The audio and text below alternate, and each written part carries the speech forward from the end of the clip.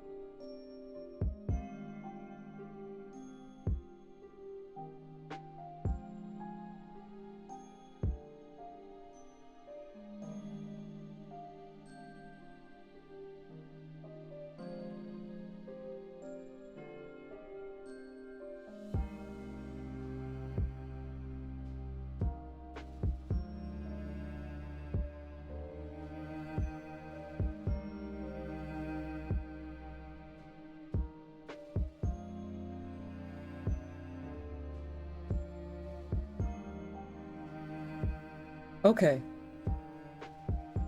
Sorry about that. I was trying to actually post a little bit. Oh, I should change my Fugi outfit. 1 second. Hey, yeah. There we go. Fantasy mode. Oh, I'm so sorry. I mean, I thank you for your patience. Uh,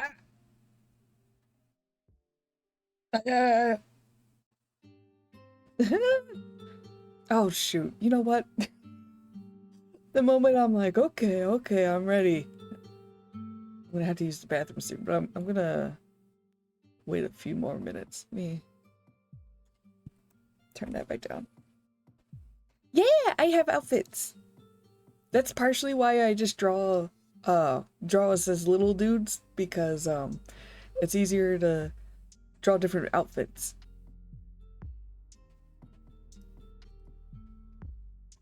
Yeah, so I have, let's see. I have the fantasy mode, which is kind of like my actual default outfit. Then I have casual mode. No, it's okay. Just trust me.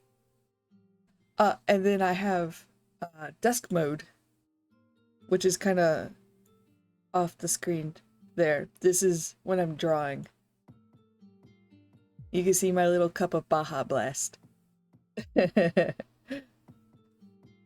Yeah, so. But I haven't upgraded or updated the desk mode with my new mask yet. But yeah, I have outfits. Cheeky has outfits too. Yes, I did. And you can actually commission one. Look at that, guys. I made a command.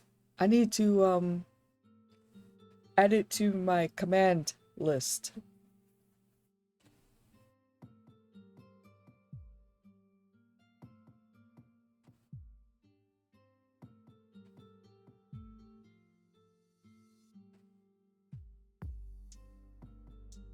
Yes, you can. Much like a certain someone has.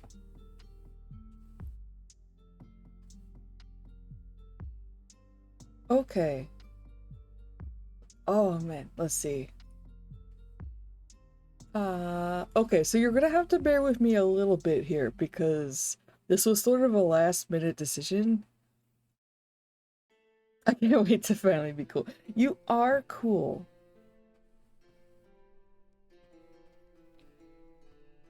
You are cool already. A little fella. That's what I call them because they're kind of little. Let's see. Can I link the actual thing? I think I linked it. Oh, hello. Welcome. So yeah, this was a little bit of a last minute kind of thing. So, we're gonna do our best because I'm also using my Drakonym vault. And I have not opened the Drakonym vault in forever. Yeah. Yeah, yeah, just the two for now. Kind of playing it by ear. I mean, I don't really know what all else I could do, but maybe I could split out some options or something. I don't know. Okay. So I need to change scene. Do. How's this looking? Okay. Yeah, so I have, oh, this is blocking. Chat. I did not think to actually check to see where chat was sitting. Or maybe, let me move this somewhere. Eh? No. Yeah. No. That might be. Alright, so I guess maybe try to move chat. Like I said, this was kind of impromptu, and then scale, which I will totally not regret doing later.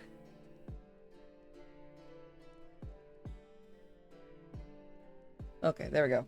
Now you fit.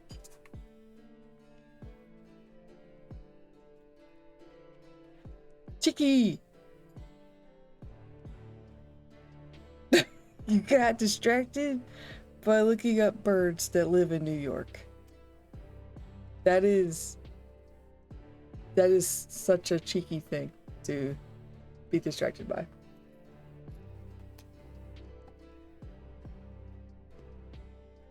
Okay, so yes, hello everybody.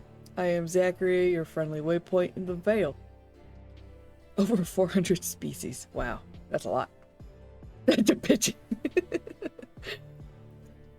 So yeah, two-part stream today. For a couple of hours, I'm gonna start going through the journey, which is the free solo and group adventure demo for Drakonym, which also has a command. Yay! I was very quickly trying to make commands and stuff because, like I said, this was kind of impromptu. I decided last night that I was going to stream it today. Trying to throw this all together. And like I said, I have not touched this vault since like November, so hopefully stuff is going to be a little readable. All of my plugins were outdated, and I didn't even have the solo ttrpg like toolkit plugin installed, so I had to go install that real quick. But I threw the PDF in here since this is free to download. I feel like it's probably fine to share it. But yeah, so Drakonym is a kind of like a Oh, hey, nice. I chose my stream topic on the way home from work at 11:15 p.m. last night. Hey, imagine me handshaking you, London. But I kept flip-flopping on it, and I was like, should I? But I don't have anything set up for it. And I really want to play Final Fantasy 14 later, like today, because I only got 2 long stream days, and one of them is with Cheeky. So I was like, oh, what do I do? What do I do? So I'm like, okay, I'll play this for a couple of hours, and then I'll switch to FF14 later. I'll shut the stream down, have a little break, to get like lunch, and then settle back in for some Final Fantasy. But yeah, so Drakonym, you use a lot of D6s, so you would have to have a nice bundle of D6 dice at the ready. And it's fantasy, and it's got dragons. I love the little image you made for yes. Yeah, I'll get to that in a moment, but yeah, I have a little treadmill thing there. That was also why I was a little late this morning. And yeah, so Ash, we've got behind Cross Paths, which is the publisher studio, whatever, behind Drakonym, just released a revised, updated version of the demo. This was something that was available during the crowdfund campaign, if I remember correctly, and it got a little longer, like it got expanded on and stuff. But after when playtesting started in earnest, a lot of the core mechanics got revised, you know, as it does during playtesting, and updated, and the demo was kind of like it was, because the demo is sort of like a walkthrough, a narrative walkthrough of how to learn to play the game, and kind of takes you on a little adventure in creating your character. Well, a lot of that stuff, the mechanics and stuff, got outdated, and we have all been chomping at the bit to get the demo updated, like get an updated demo, because it's a lot of fun. It's really cool. It's what got me really excited about the game. This demo will always have a special place in my heart. It helped me work through losing my soul pup. We got to adventure. Oh, yeah. That's sweet. Yeah, so a lot of us have been eagerly awaiting this, because quite a few of us also play solo. I actually used the original demo to play a one-shot, to make characters in a one-shot with Cheeky and someone else. So I took them through the very first part of the demo, helped them make their character, and they got a dragon egg, which then hatched into little dragons. Yay. Okay. Now as for the here to lurk. Thanks for coming. I have a lurk redeem now. It doesn't really do anything too fancy yet, like it doesn't like announce when you like unlurk and stuff, but for now at least you can now say you lurk. I also have fishing now. So I now have the fishing game. The fishing addiction can continue. Or spread, I should say. So yeah, as for the treadmill in the room. So recently, many big thanks to Hime Utsuki for referring a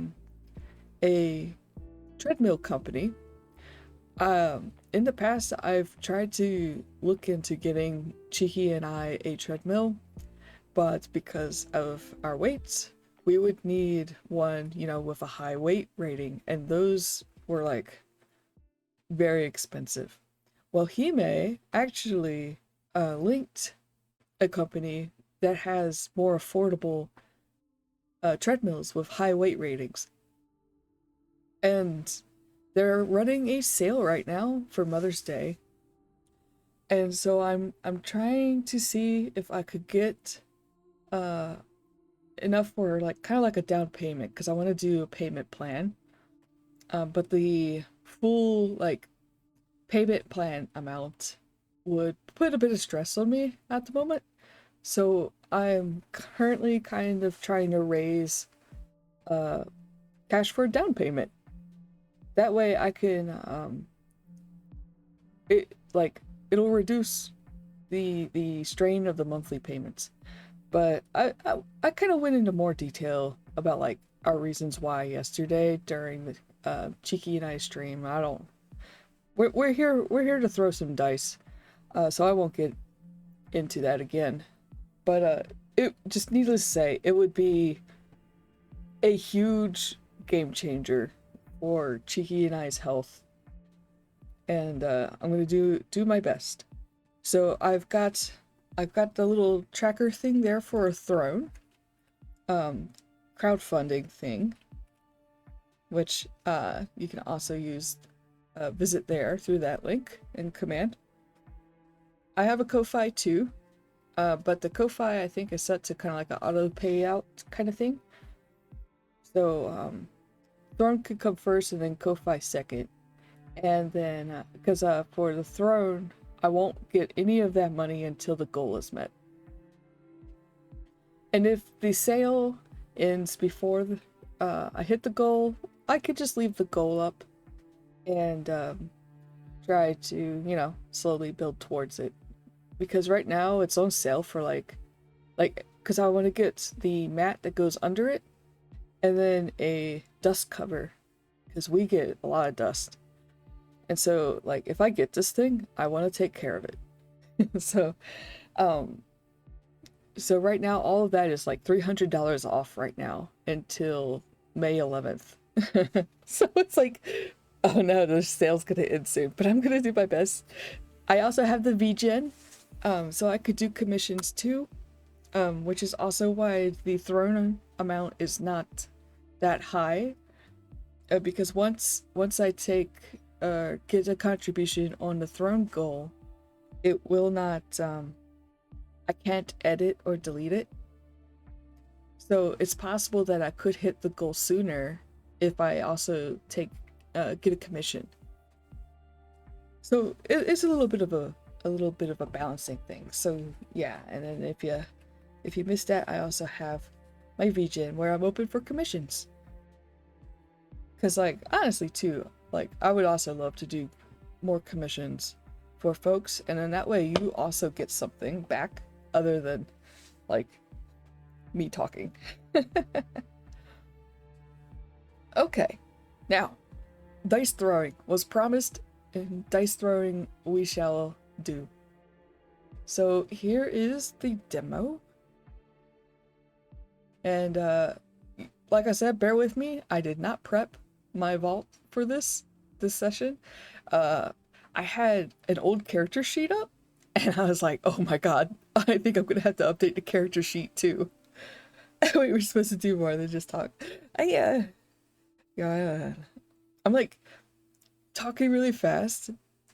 And like maybe I should probably slow down a little, because I think I'm talking faster than my brain can think.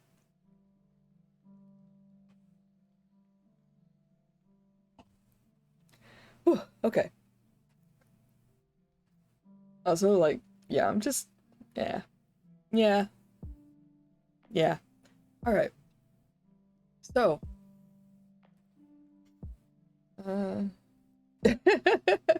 know, I think I just got nervous about the whole treadmill thing.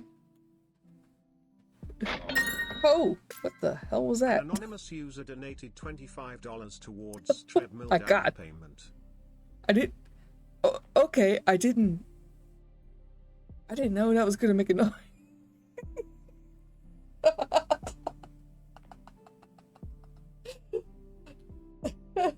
Okay. I can't even read it because it's really small on my screen. But thank you. Thank you so much. Oh, I'm gonna start crying. I haven't made a single dice roll.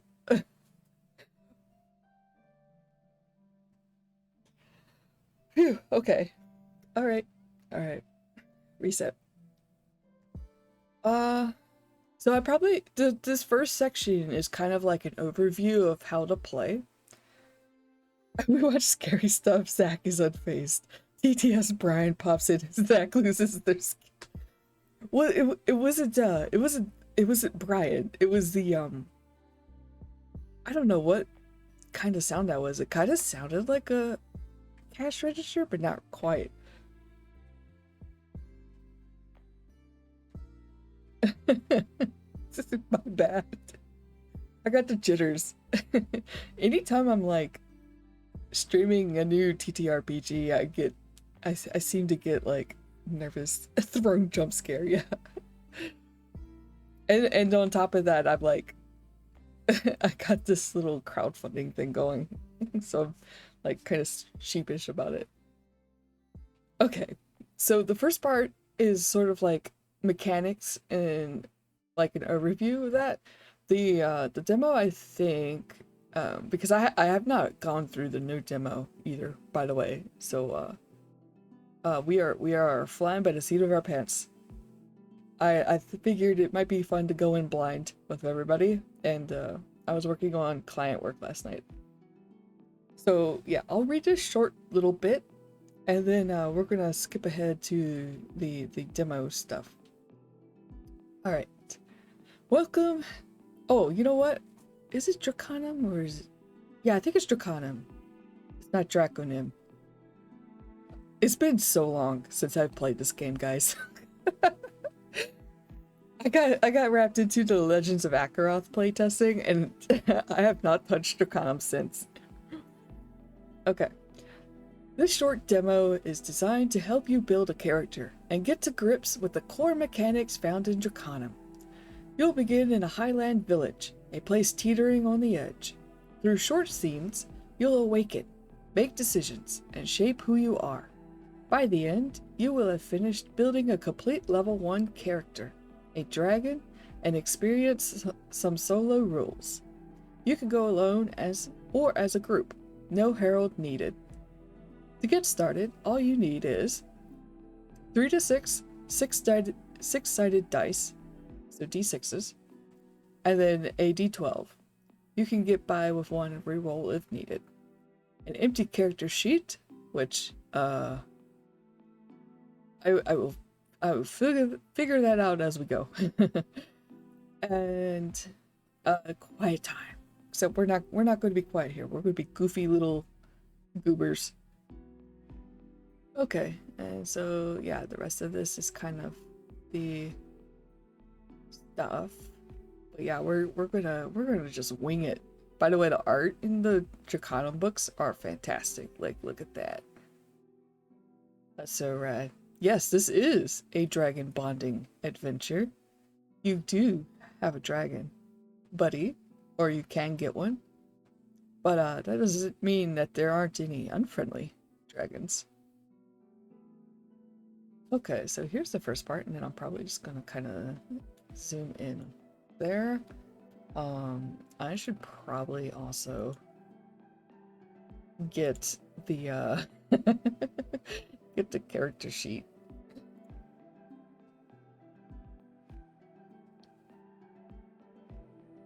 Let's see. Oh, it downloaded as a zip folder.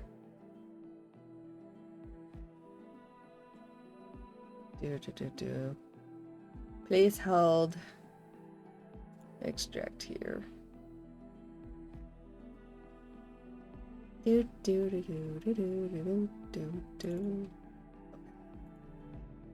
then oops, okay, hold on. I didn't have my file explorer open. Yoink. And we'll just put it over here. Okay, so I can edit this inside of Obsidian, but it's not gonna save anything. But if I want to return to this, maybe I'll just jot down stuff before closing out, or like transfer it to my old character sheet, because I had one made, but it's outdated because, like I said, I have not touched any of this since November.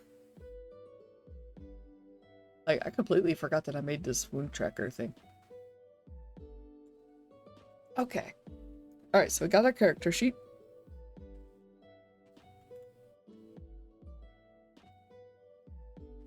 Okay. Scene 1. The Mirror of Galarind. The clang of bells. Cold stone under your back. The scent of soot and dried pine. You wake to voices beyond the wall. They sound urgent. A candle burns beside you. Someone tended you. But whose bed is this?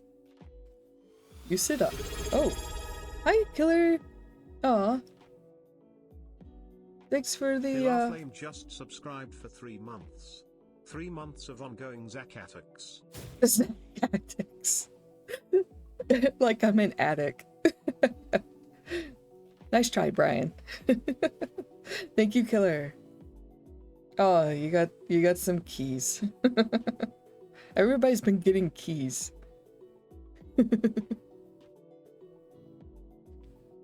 Alright. I just sort of just started, so you didn't miss anything. I was kind of jibber jabbering for a little bit. Alright. You sit up. Across the room, a cracked mirror leans against the stone. You don't recognize the room. You don't recognize yourself. Walk to the mirror. Look closely. Who are you? Guess what? You've been caught up with storm cloaks. Now you're going to be executed by the Empire. Oh no, there's... Oh, okay. What if... Skyrim with the Drakonym system?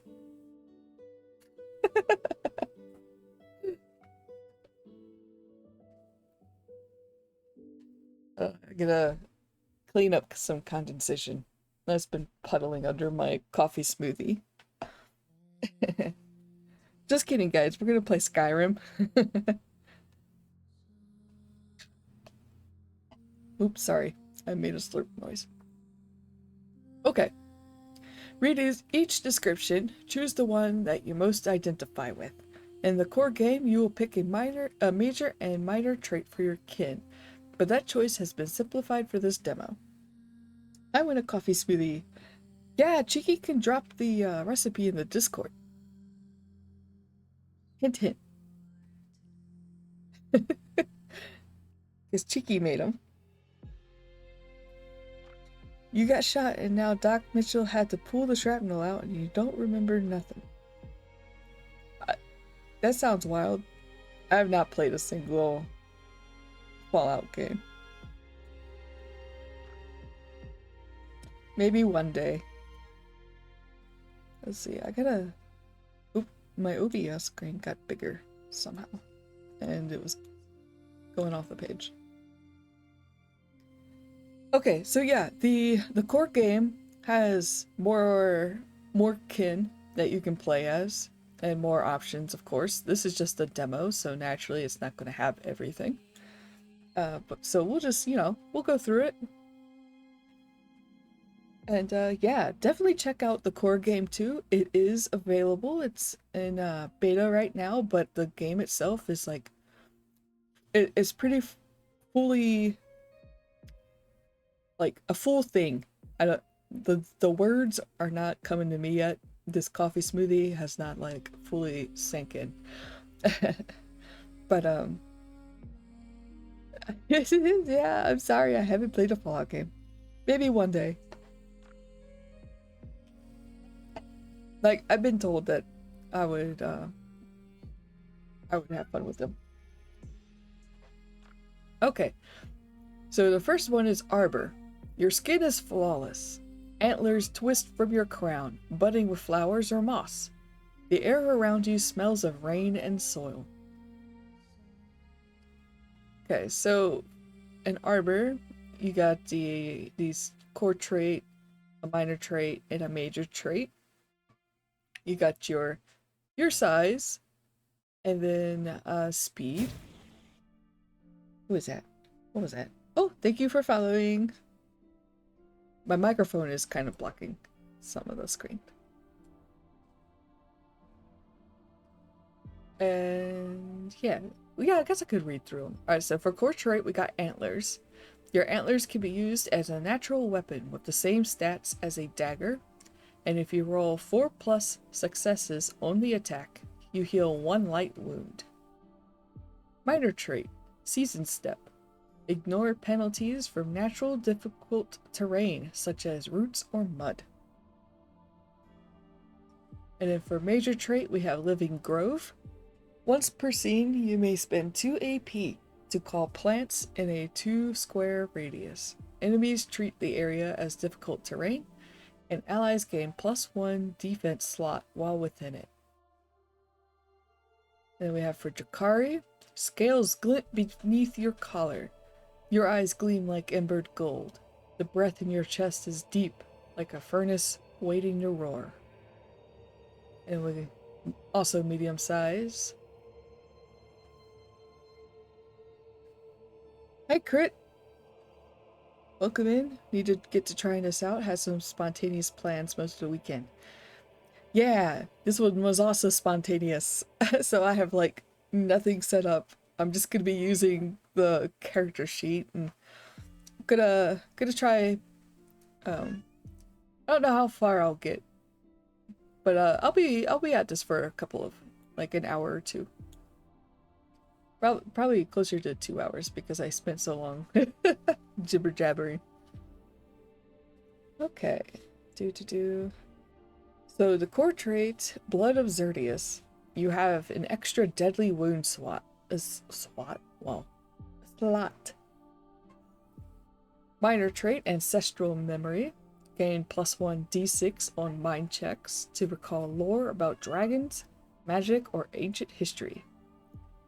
Sorry, Aiko is kind of doing his usual, like, I went second breakfast, but he's a little squeaky this morning, so you just hear him going, wow, instead of his usual, wow.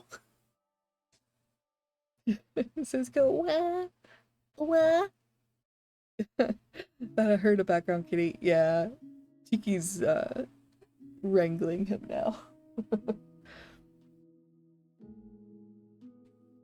It's time for his second breakfast, and he is making it known, but he's squeaky this morning. Alright, major trait, Draconic Wings. You possess draconic wings.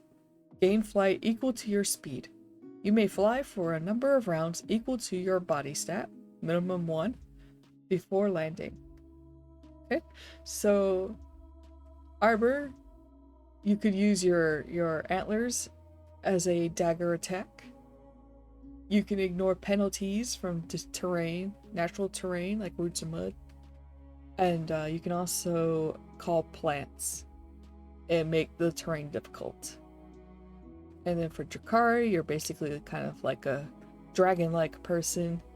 You get an extra deadly wound slot, which is going to be over here. So you see you got light, heavy, and deadly. And you also have wings, and then you get like a kind of like a buff on mind checks about dragon stuff.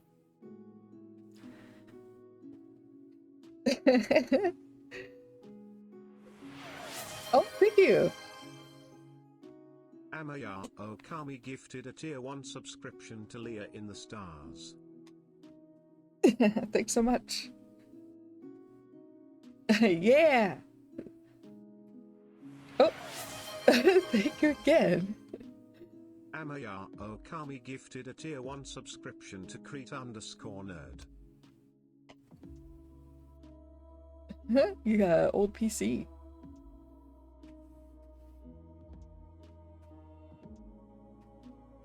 Amaya Okami. Yeah. Alright, so next option is Elf. Your features are refined, ageless.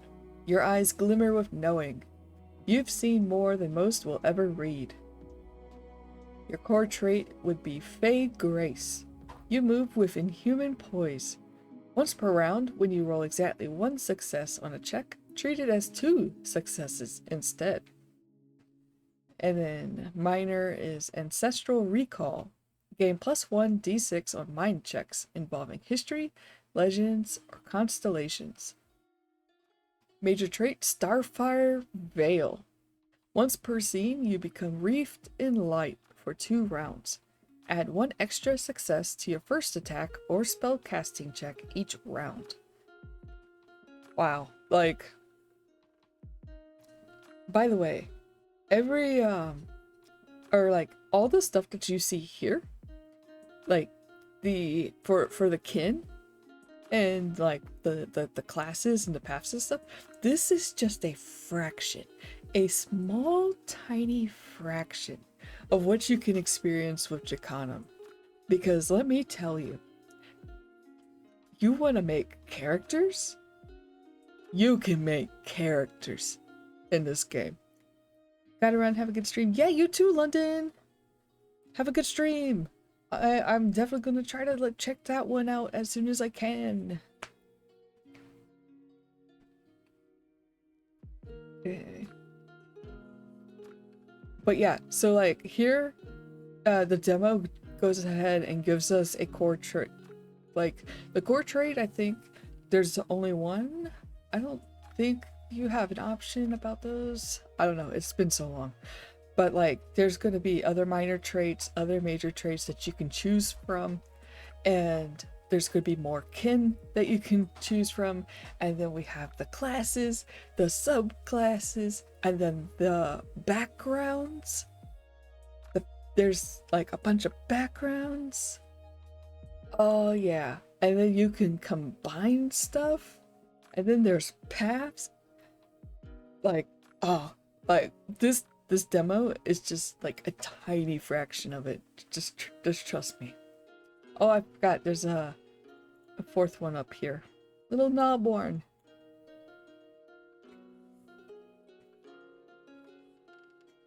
Gnawborn. Your ears twitch. Your limbs are wiry. Your eyes quick. You've lived fast and low, but you're still standing. So you are small size, speed of 5. Core trait, small stature. You're smaller than most kin. You can move through the space of creatures 1 size larger than you without penalty, and you gain a boon on checks to hide. Minor trait, cute as a button. You gain a boon on checks to deceive others. Major trait, dark vision. You can see in darkness as if it were dim light within a range of 12 squares. You cannot discern color in total darkness, only shades of gray. Yeah, so we got 4 options, kind of condensed. I think I'll pick. Let's see. It's like Starfire Veil just sounds so perfect. Being a traveler of the Veil and all. But the aesthetics of having antlers as an arbor also appeals. Yes!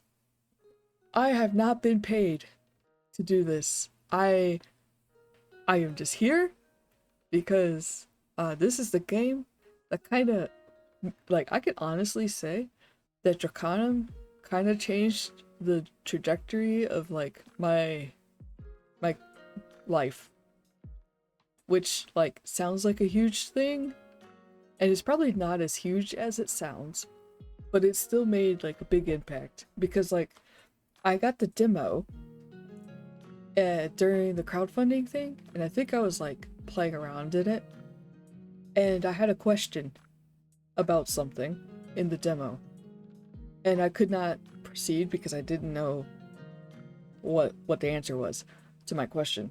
So I joined the Discord server, which, by the way, 10 out of 10, definitely recommend joining the CrossPaths Discord server. And I was like, hey, what's the answer to this question? And it turns out that I had not received a cheat sheet, I think, and that was why I had encountered a problem. And also there's the Cross Paths Discord server. That might have an expiration timer, so you might need to get on that. But anyway, yeah, so I asked my question, I was given the cheat sheet, and I kind of just never left the server. I kind of hung out, kind of lurked a little bit, started talking, and yeah, that was how I, like, joined the server. You can ask that question. Just don't ask me questions about Drakonym. You can ask me questions about Legends of Zakkariiart. Don't ask me about Drakonym. There's plenty of people who can answer questions about Drakonym, though. I can't really answer questions about Ashes because I don't have that game yet, or Bramble Trek. I can't really answer much about Covens of Midnight either. I haven't played Covens of Midnight in over a year.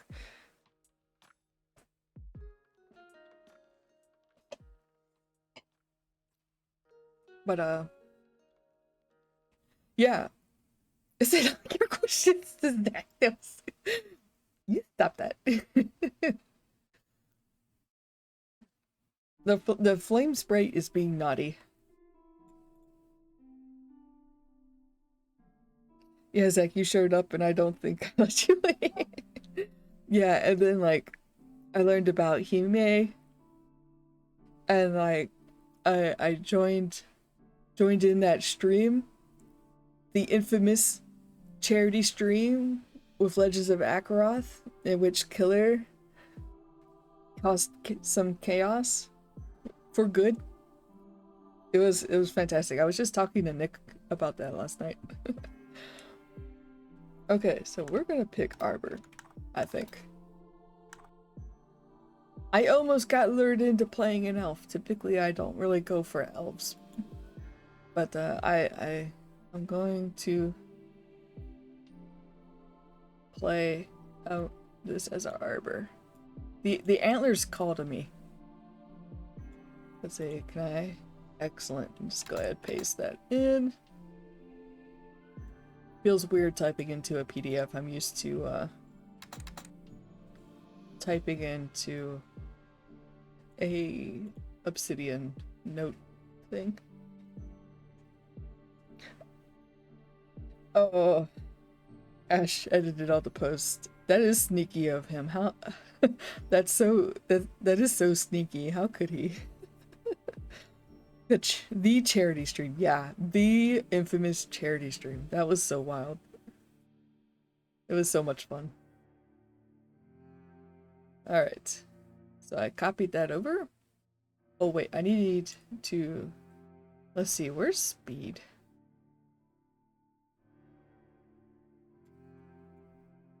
There we go. So that's gonna be 6. And I don't get to fly. So I get 0.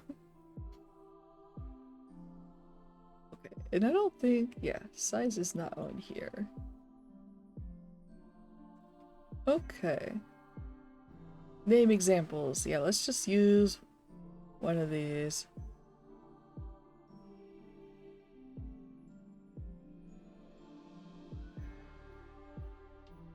Yeah, sure. Rowan. Totally will not get attached to this character. I totally will not. Okay, scene 2. The Shrine of Four. Location, Village of Galorend. You step into the stone-cold morning. Villagers hustle past, eyes sharp beneath layered cloaks. No one stops you. Why would they? A soldier at the gate nods. Shrine's open. Storms are coming. Might be you want to ask for guidance. You descend the outer path toward an old way station carved into the rock. 4 statues stand within, untouched by soot or moss. The statue of C4. C4? Cyphor. God of the sun, victory and justice. wild to think the three of us got sucked into the community all around the same time. Yeah. Yeah, it was I don't know, it's just been fun. I appreciate like what Ash has created so much. And like that is why I'm here talking up the demo. Not being paid for it at all, just here because I am enthusiastic about it and I want people to download it and play it. Sif or I don't know, he's a douche. I could just call him like C-Poor or something stupid.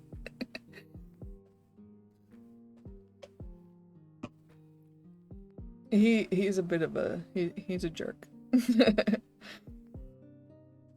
I am a heretic.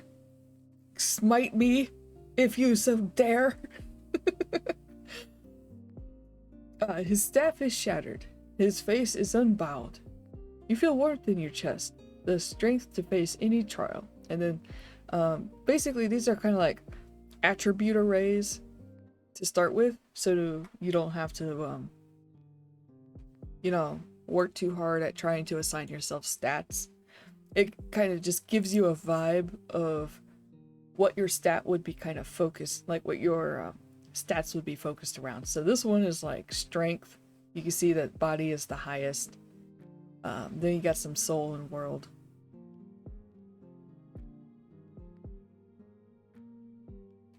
The statue of Eos, god of the moon, trickery and lies. He holds a flute aloft. You can almost hear the music. You believe yourself to be clever, almost too clever. So you can see it's all focused around mind and shadow. The statue of Yala, goddess of life, love, and family. Her hands cradle a child of bark and light. Her eyes are kind and tired. You feel the weight of compassion, a drive to heal others and protect them.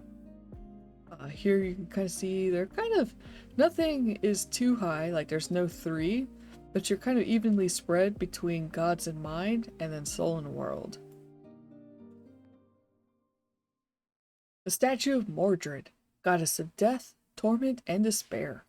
A crown of thorns, a smile without kindness. You feel the world around you move out of focus. Something watches from beyond. You seem to let it.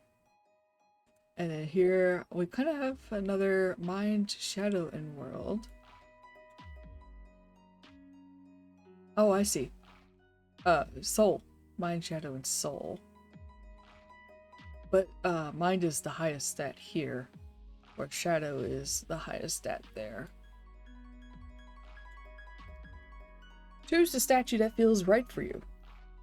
Let's see. Not gonna like kind of miss Drakonym, I miss Belfry. Yeah. We'll get there. We're going to play out some of my brain rot with our upcoming Final Fantasy XIV themed Legends of Zakkariiart game, which will be a heraldless or GM-less duet game, which we are going to aim to start playing next Sunday. So stay tuned for that.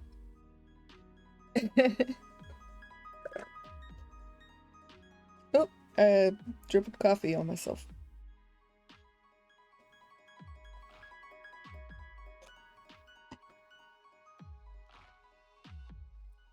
Yeah, next Sunday. Alright, what kind of stat array do I want to play? I think I've been hearing a lot of good things about martials, or like the fighting types.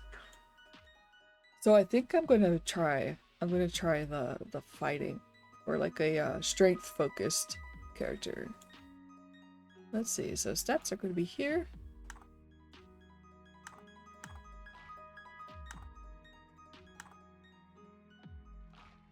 Wow, these numbers are very small. That's so teeny. Oh no. I'm not really using a PDF editor though, so there's a little Now I am wishing I had made my character sheet up in Obsidian, but like I said, I think it's outdated. Okay, and it's okay because like we're just playing a little demo. Poor Ash and his PDF woes. I know. That's why like I usually don't even bother. Like obviously this is gorgeous and like excellent for like printing out and stuff. Using water or Firefox. This is Obsidian.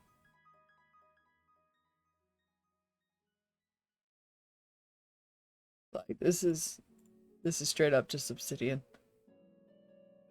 Found I need to Edge or Chrome for the character sheet. Yeah, I don't use these because in Obsidian if I was to close this, it would delete everything out of here and start fresh. Yeah, even worse. Yeah, exactly. The one major flaw for Obsidian, which is why usually I just recreate the character sheet. But like I said, I think this is outdated. I think, and I have not looked at this in forever. Yeah, oh, yeah, that sucks. Yep, but you know, I guess it just can't be perfect. But yeah, I would have to redo all this because I actually don't like how this looks right now. My character sheet for Legends of Akaroth is better, I think. Oh, I'm glad you told me Obsidian will just delete everything you add to a fillable PDF. I would cry if I made a character and it all disappeared. Yep. Yeah. Like I said, it's like the one big flaw in terms of like using Obsidian for solo gaming is that the PDF filler does not actually save anything. I don't know, it's probably Adobe. We could just blame Adobe's fault. Okay. Scene 3, First Threat. Location, Galaren's eastern woodline. You break from the shrine path and sprint downhill. Well, instead of boots, I'm going to say hooves, because I got hooves. Hooves slipping on pine. There are more trees and the air is colder here. Just ahead, just ahead is the broken span of an old supply bridge. At the center, two figures, pinning someone to the ground. A traveler pinned by bandits. They haven't seen you yet. You've got moments to act, but remember, you have no armor and no weapons. What do you do? Read your options. Build your dice pool based on the listed attributes. Roll that many d6s. Every 5 you roll equals 1 success. Every 6 you roll equals 2 successes. So this is different from Legends of Akaroth, if you've watched me play that. In Legends of Akaroth, 5s and 6s are 1 success apiece. Here in Drakonym, a 5 is 1 and a 6 is 2. You would think that this would be easier. I'm probably gonna say no. It's we're probably gonna have higher numbers to beat, I think, because I think Loa is sort of more like, oh, you get a full success, a yes but type success, or a failure, and I think in Drakonym we actually have to like, I think we have to actually count successes, if I remember right. You'll generally need at least 3 successes for a clean result in this demo, but some outcomes may state otherwise. Yeah, exactly.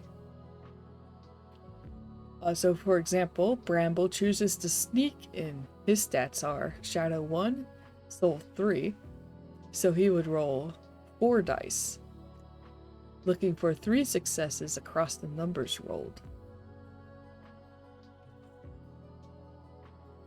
Yeah, you count that. And then like, I mean, like you would have like a number to beat, I think. Yeah, so yeah, or something.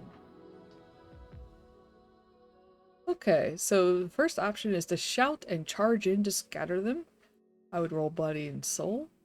I almost reached over to grab my dice, but I'm going to be using the dice roller here. I could sneak in from the tree line, call out like you're a village scout. Let's see. Well, my highest stat is going to be body and soul. So I think I'll go for the one that works well with that one. So I'm going to shout and charge in. Also, I have antlers. So, you know, even though I'm not making a weapon strike here, I can still look formidable, you know? You got this angry deer person coming at you. Alright. So, I've not used the dice roller in here in a while. I usually use physical dice. 1, 2, 3, 4, 5. Did I lose my other? But there it is. Okay. Oh, that's not good. I only got 1 success. No. You get the traveler clear, but one bandit grabs their bag and flees. Well, that's a bummer.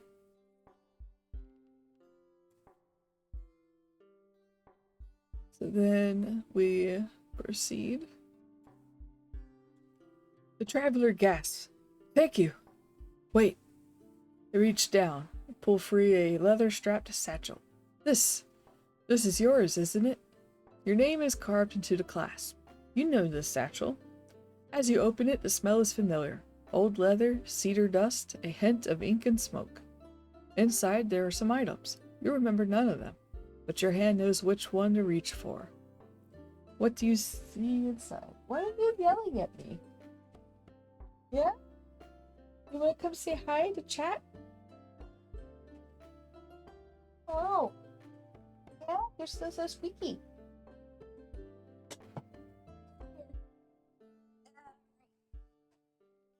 You gonna say hi?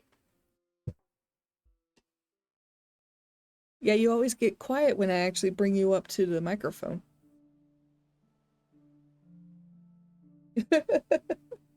Yeah, now he won't say anything. He's like, you put me on the spot. Hey.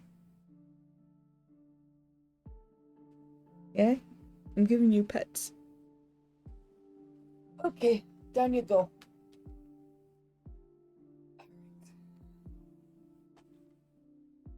He's probably gonna go back to the hallway and yell at me. Okay, alright. So, what do you see inside? Choose one item. This determines your career. Oh yeah, they're called careers, not backgrounds. I'm silly. Hey, shush! Did I call it or did I call it? He went back to the hallway to just yell at me. This is who you were before, but also who you become as you grow. Whew, Ash. Gotta get the editor in here. Magnifying glass. You are an investigator. You hunt the truth, search for patterns, and understand them. False papers. You are a charlatan.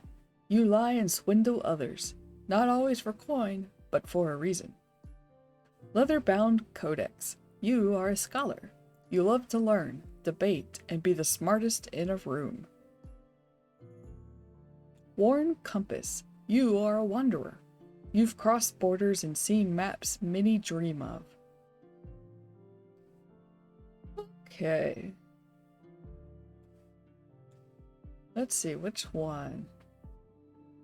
So an investigator might sound kind of intriguing. Like, if I'm going to be kind of strength focused, but something kind of investigative. I immediately made up a word instead of using a word that already exists. Yeah, keen observer. When using mind to analyze a scene, follow a trail of clues or hidden patterns, gain a boon. No coincidence. If you pass a mind check related to investigating, ask an extra question about the situation. Other items: a notebook of observations, a set of inconspicuous clothing, and a pouch containing various forensic tools. Yeah, this one's calling to me immediately, I think. By the way, again, this is just a sample of what's in the core rulebook. The core rulebook, the backgrounds have kind of like skill trees. They're not actually skill trees, but you know, they're like branching perk trees. Very cool. Okay, and then it also tells me that I can roll 2d6 and then multiply that by 10. And that's how many Draviks I have, which is the currency. So I got 2, 2, 4. 4 times 10 is 40 Draviks. Let's see, I think there was a slot. Sorry that everything is like so small. Although... Oh, there's no slot for Draviks.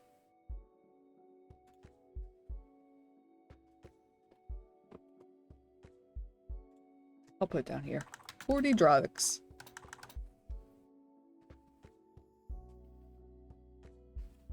And then up here, I'm investigator.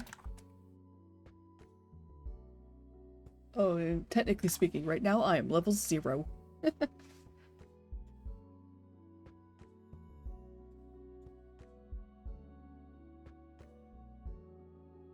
Okay, so now I must use the bathroom. So I'm gonna be right back, y'all.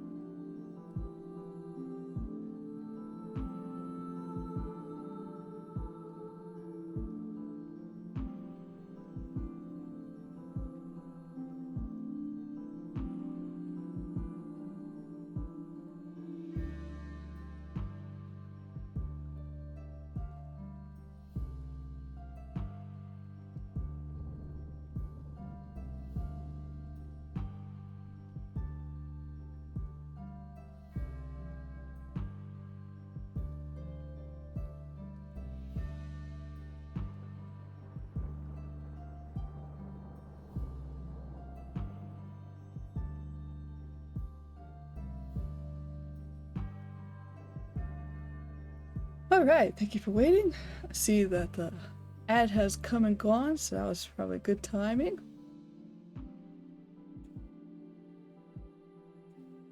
Put the music back down there. Alright, let's see. Where did we leave off?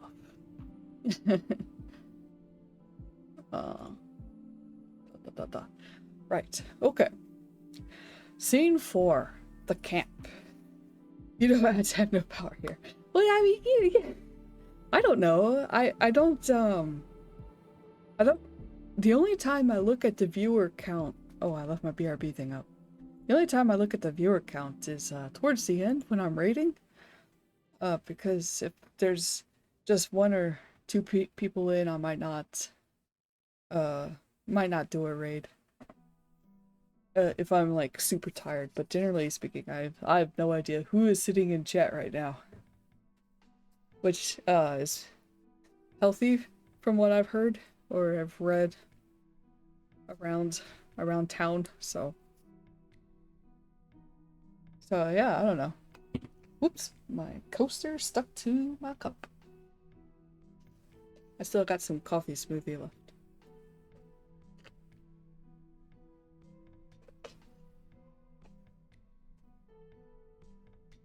Alright, scene 4. The camp. North of Gallerant. The trail turns steep. You follow the scent of smoke. It's not burning, but embered. Controlled. Tucked into a rock cleft. A bundled cache of gear. And a note, burned at the edge, scrawled in rough ink. One of these is yours now. Choose well. What do you take? Correct, that is mentally healthy practice. Love to hear it. Yeah!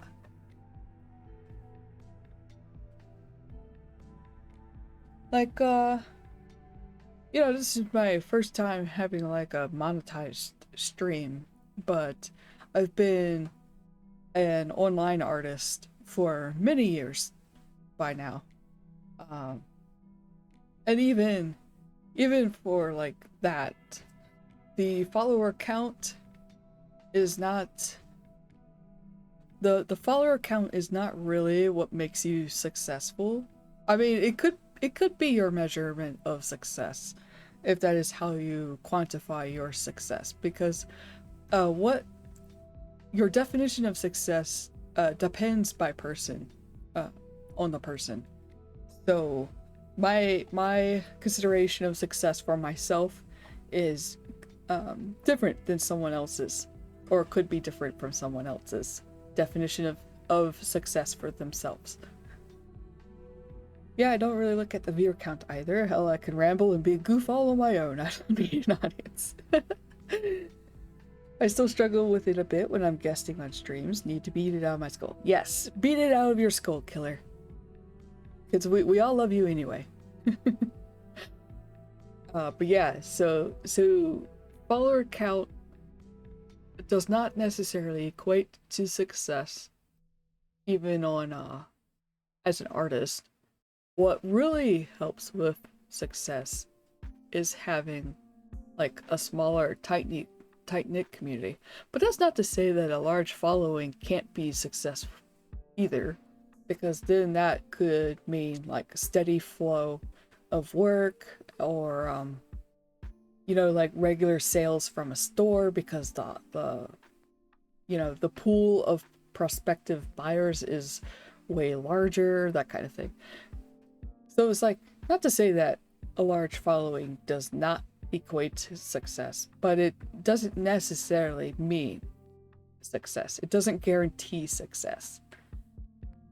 Just like how like a small following does not guarantee success. It kind of depends on who you are, how you define your success, and also just what you do also kind of factors into it. Yeah.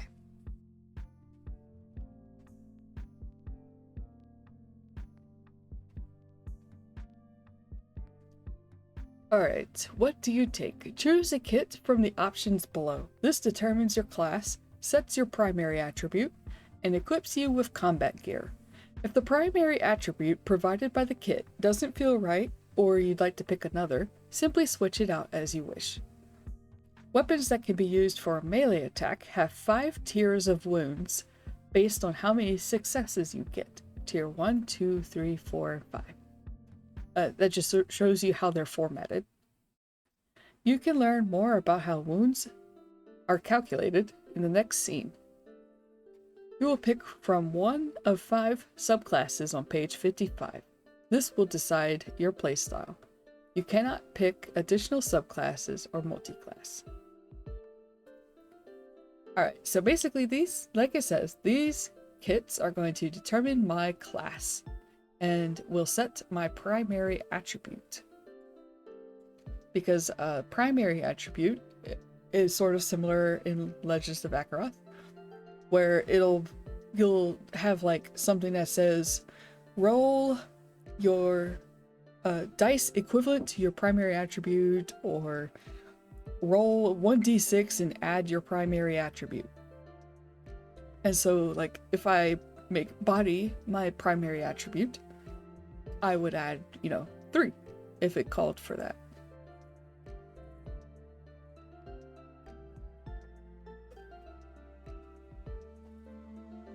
There are like the whole like d6 resolution kind of thing is similar to Legends of Zakkariiart, but you can see very quickly that this is not the same game. These are 2 totally different games. Like, there's been some people who assumed that they're the same just because they both use the body god's shadow stats. And you also roll like d6 pools based on those stats, but they are totally different.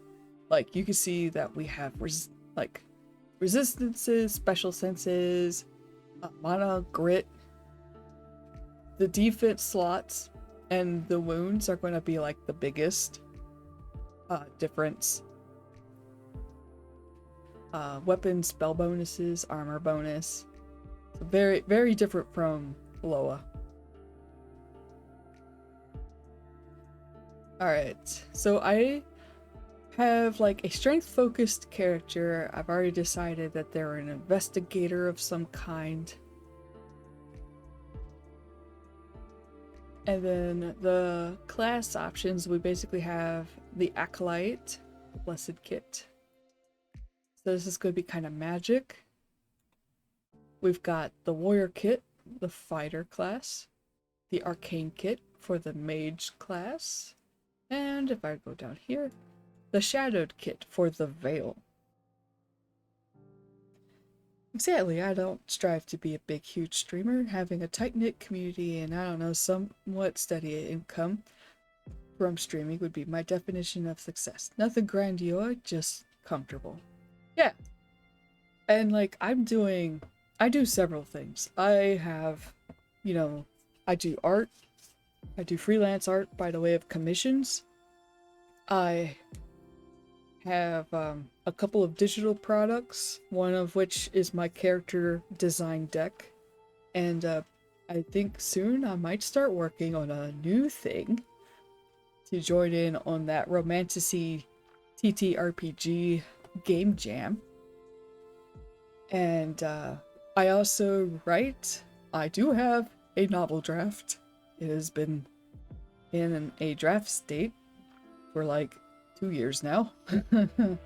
That depresso espresso has kept me from getting that completed and published, but that's the first book in a series of 3.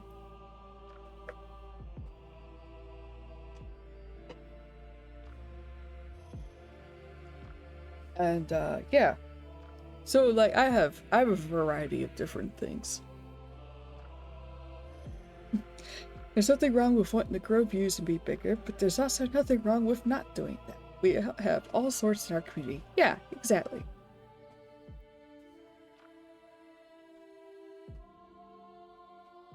Yeah. What is my mic picking up? Okay, now it's not picking up anything. Wonder if that was the ghost in our apartment. we may have a ghost, and we may also have a ghost cat.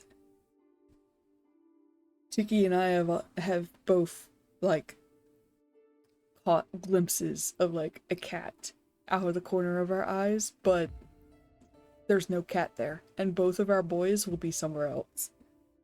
My mic was doing that too. Ooh, spooky. Hey Ghost, how you doing? I'm you guys can't see this, but I'm raising my glass. My remains of my iced coffee smoothie. I'm raising my cup to them. I'm in the opposition of being in a lot of business type calls in this community. Lots of learning. Hello, friend Ghost. Yeah, hello, friend Ghost. I am of the perspective of try to be a friend first before trying to get rid of Ghost.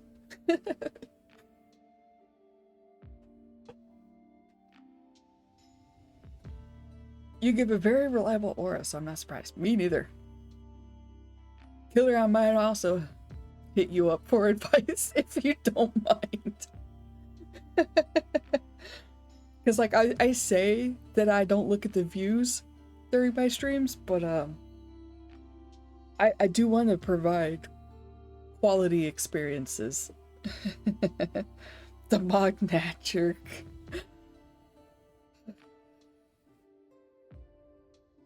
Mana Mod was right there and you had to go for the hardest one to say.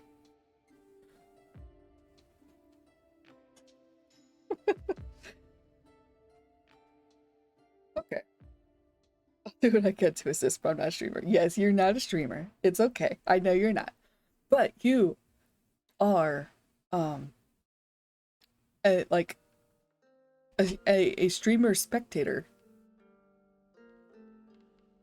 So, yep. And from what I've heard, your involvement and stuff has been very helpful to those that you have assisted. I'm the manager, can't mess with the word structure. But Mana Mod. Mana Mod. Professional viewer. Yeah. Okay. So yeah, I was thinking of doing like, you know, a fighter type, so maybe I'll go with the warrior kit.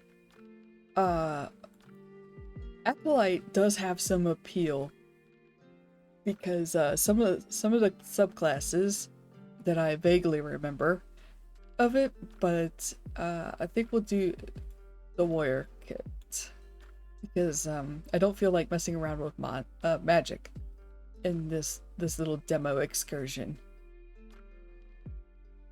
And like I said, I've been hearing that the martials, like the martial abilities and stuff, have been really cool.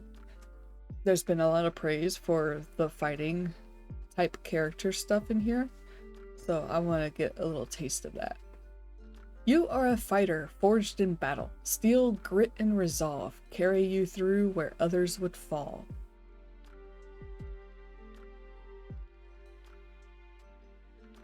That kind of rhymed.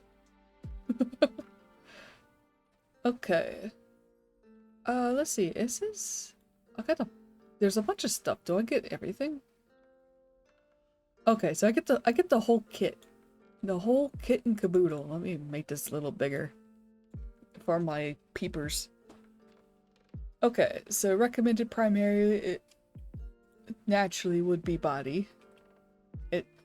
Although now that I think about it, my mind is like very small. I could just switch stats. There's nothing really stopping me from doing that because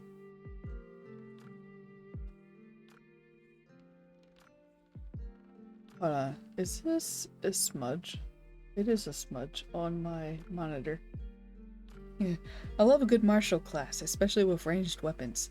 Yeah, there's been some chatter in the Discord recently, and people have been praising how much you can do with martials in this class, in this game, compared to like D&D. People have been praising this over that. So yeah, I'm kind of excited to kind of look into that. But I think I am going to switch these stats here. Because I'm an investigator and I want a little bit more in my mind. Or actually, no. There we go. Alright, so pretend you didn't see that. I was supposed to be just sticking with the demo stuff, but I'm starting to formulate a vision in my head. Okay, so I get a great sword, and so this is where I'll just start copying.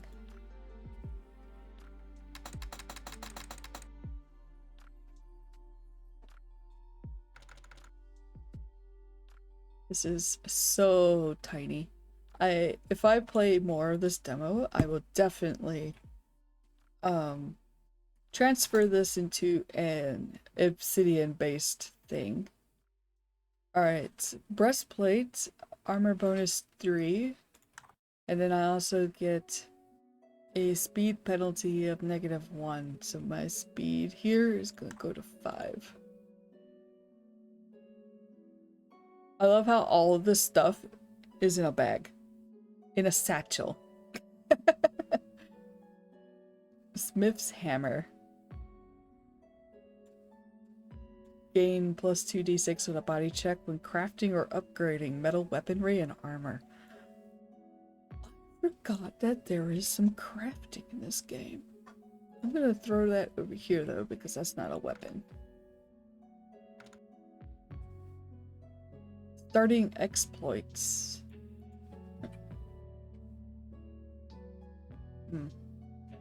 I'm gonna run out of room quickly. Let me just throw that over here. Choose one martial tradition and then learn 3 exploits from your tradition. So page 60.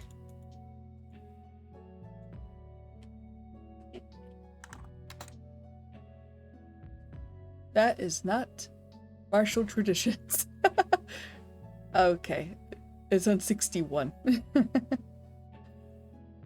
Okay, so these are the traditions. And like I said, I believe this is a sampler also. There's more in the book, I believe. So assessment, power, momentum, precision, protection, suppression. Let's see, I'm an investigator.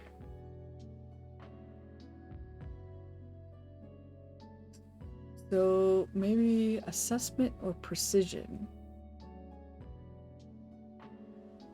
Eyes everywhere. Spend 3 grit until the start of your next turn. If any enemy ends their movement within 3 squares of you, your next attack against them gains plus 1d6.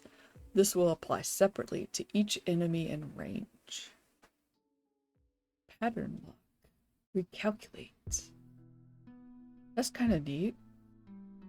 So like you're a fighter, but you're tactical about it. And then for precision, you have discipline of the kill window, storm that is approaching, surgical hit. So kind of like, yeah, this would probably be great for stealthy, assassin-y kind of characters. I think I'll go with assessment. And then I get to pick 3 of these. Let me see. Tradition, that's what it was called.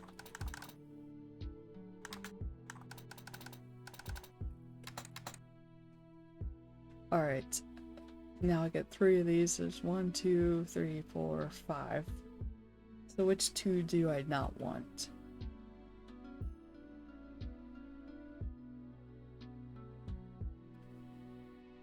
Sense for secrets. You gain boon on all checks to find objects, hidden compartments, and secret passageways that have been intentionally concealed. I want that one. Because I want some, like, not necessarily combat focused. And then I want this one, because that one's pretty cool.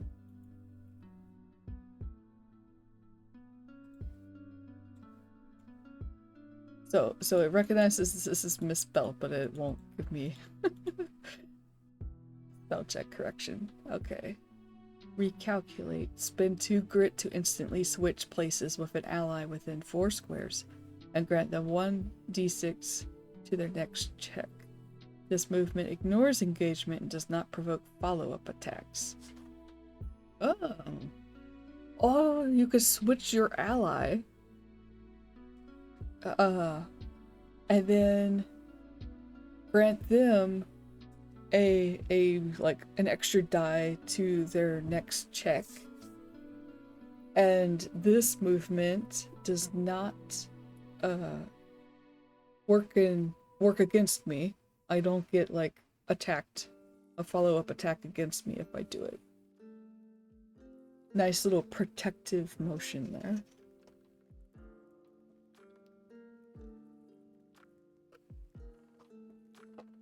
IRL question: will you be going in the kitchen anytime soon? I'm gonna mop the floor.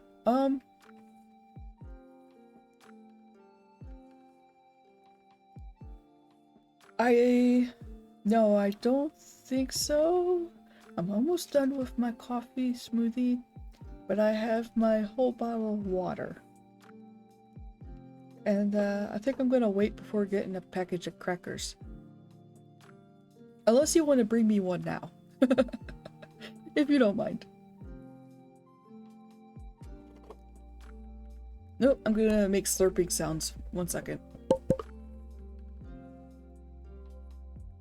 There we go.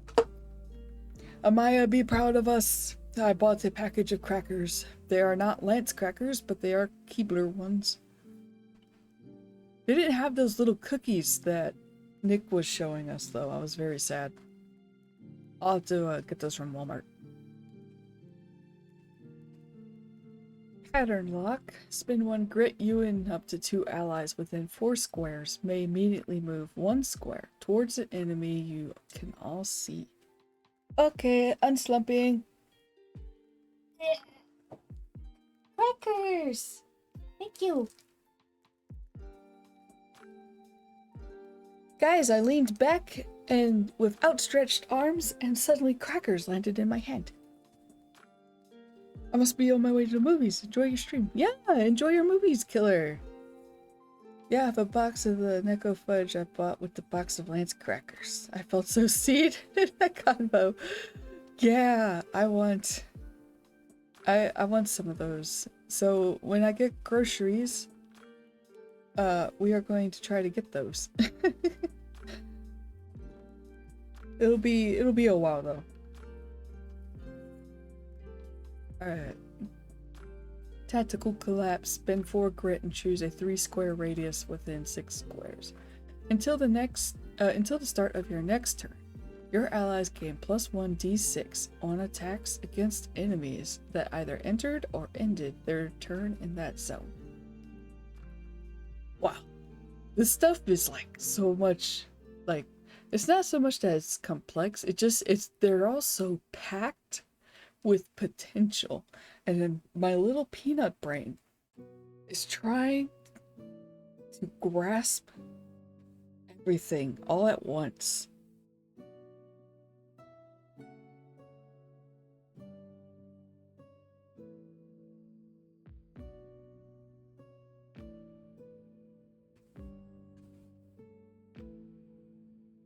Cool, so you basically indicate a zone. That was the loudest fart muffler vehicle ever that just drove by. Completely distracted me. So you designate a zone, and then till the start of my next turn, allies gain like an extra die on attacks. Okay, sadly I gotta head off to nap before work tonight. I'm gonna rewatch this at work. Oh, thanks. You have a great nap. Okay? And I hope it's restful and you sleep easily and that your pillow stays nice and cool if that is how you like it.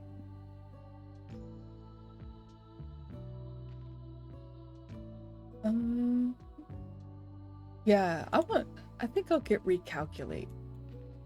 It sounds, cause like how epic is that if your companion is in danger and you go in and you swap places with them to take the danger. Like that's cool. That's very heroic. Let's see, I think I was on page 18. Nailed it! Alright. I've collected my goods. Here is a note about spell focuses. I don't have to worry about that. You pick up the kit and prepare yourself. The air grows colder once again as the day starts to come in. You pull the satchel closed. Something moves near the tree line. It's time to leave. Scene 5, the challenge. Eastern Ravine, Galeron's Edge. The trail narrows as the mountain drops away, loose shale underfoot and the wind biting. Then you hear rustling. You freeze. 2 figures step from the rocks. Mismatched armor, makeshift blades. Bandits. Hand it all over, one snarls, gesturing to your pack. I mean, we should have seen this coming. They just gave me a sword. Swords are not used to bake pies. Your first fight. This is a basic combat encounter. You go first. You get 3 action points, AP, at the start of your rounds, with each action costing different AP. There are 2 enemies. One with a short blade, 1 square away. One with a sling, standing 5 squares away. Treat them as basic minions. Each has a max of 4 wounds. You do not need to track stats beyond that. Alright, so let me grab. I'm gonna insert a table.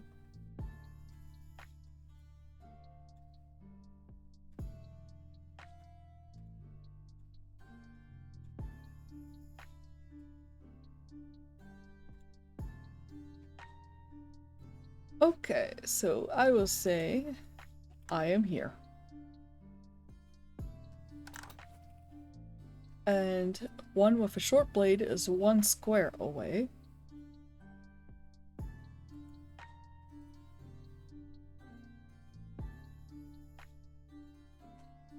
So is it 1 square like 1? Or yeah, probably this.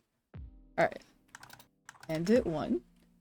And then 5 squares away is one with a sling. 1, 2, 3. We'll offset him. 4, 5. Because it would make more sense if he was slightly off set so that it doesn't hit his buddy. Okay, and then let's...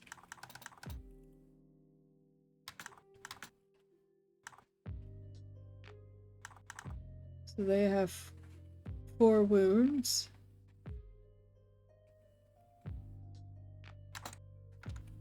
And this is quite small, so let me make that a little bit bigger.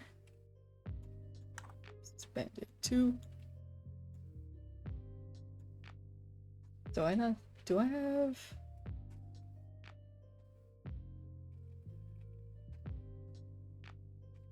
I don't remember what my formatting looks in this vault. It's been so long. What if I... Oops. Highlighted. There we go. Okay. What you do on your turn. Use any of the following. You can spend up to 3 AP. I could do an attack using my primary, secondary weapon, I'm assuming, for 2 AP. I don't have any spells, so I don't do that. I can use a grit ability if I'm a fighter, which I am. Did I? Oh, why is that still open? I forgot to jot that down. I'm a fighter and I don't have a path yet. Let's see. I do have a weapon bonus.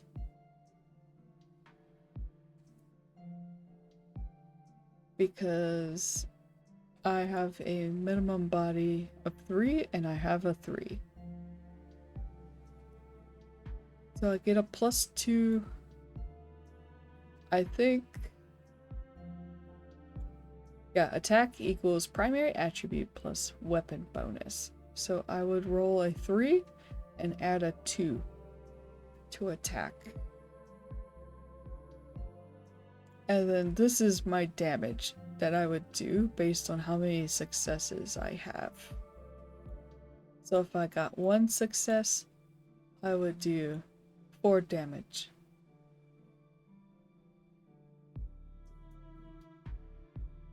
+2. Primary attribute plus weapon bonus. Oh no, wait.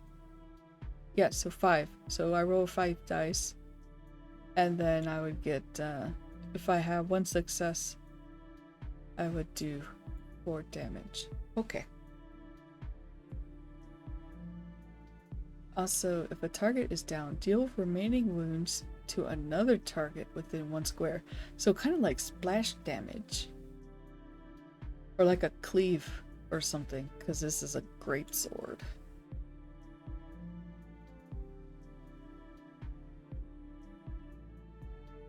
And then moving closer is 1 AP. Alright. Okay, cool.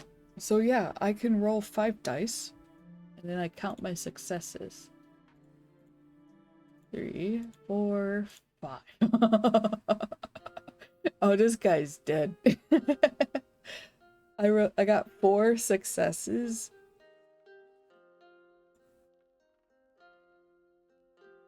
Which would be 7, so I do 7 damage. That guy is cooked. Let's see. There we go. Struck out.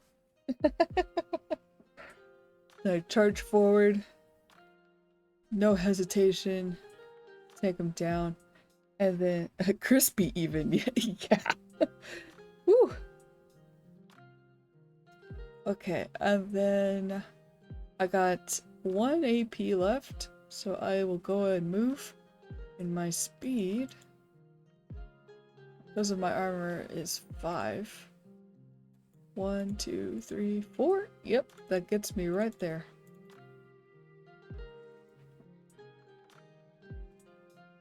And that'll be it for my turn. What the bandits do. If either bandit is still up after your turn, they both respawn. Well, this guy's dead, so. Sling bandit. Attacks from range, dealing 1 light wound. If you are to take damage, you may spend defense slots to reduce the tier of wounds down. Oh, I didn't type in my defense stuff.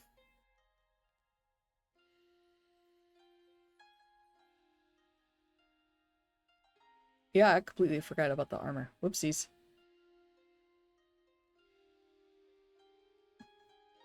Armor bonus 3. Oh, I did type that in. Okay. Yeah, but I didn't type it here.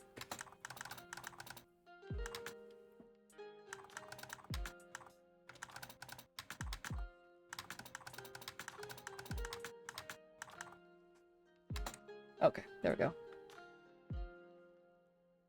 So I have an armor bonus of 30.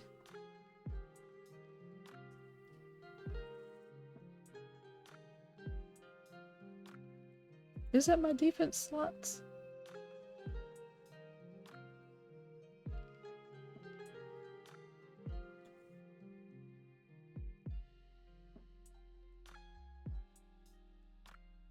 Oh, you have defense slots equal to your armor bonus plus your primary attribute plus half your current level rounded up. Okay, so my armor bonus is 3. My primary is my body stat. So that is 6 plus 1 because my current level, my current level is 0. But we're supposed to be like level 1 after this.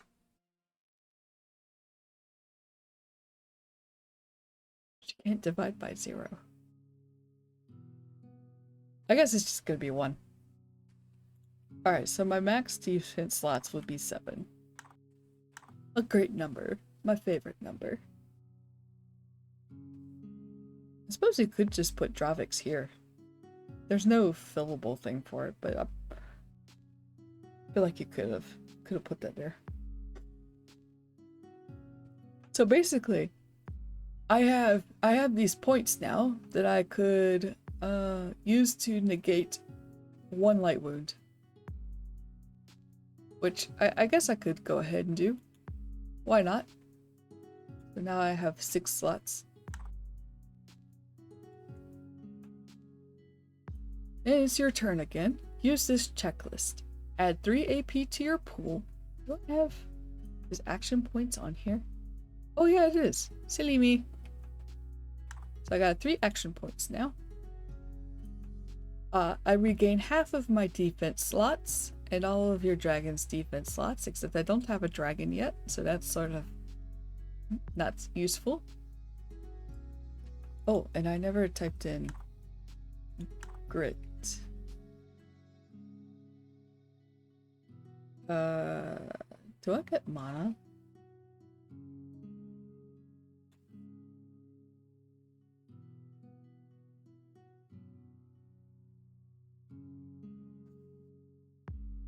Oh, I get 8 grit. My bad. I missed this part.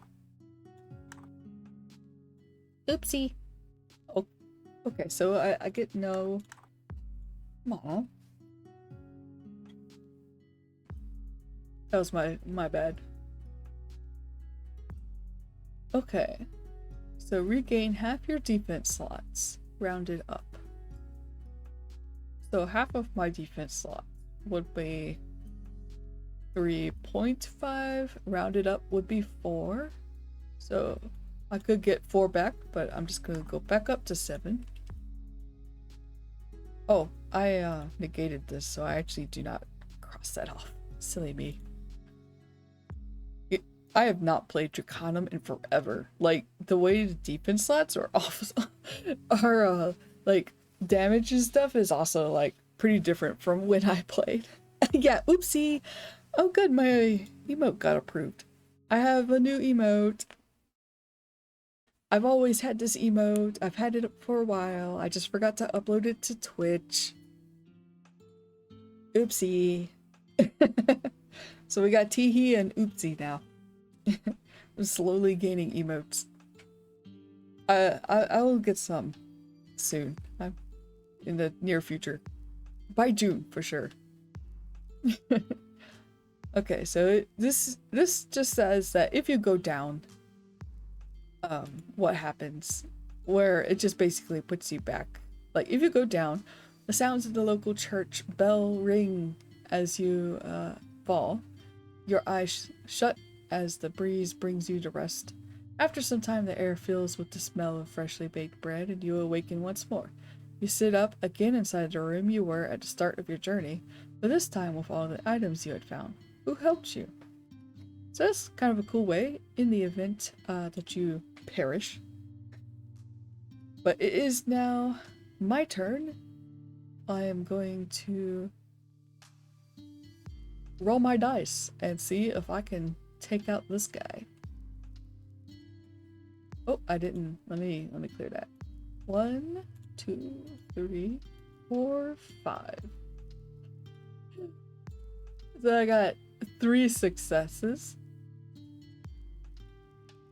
which was 6 damage.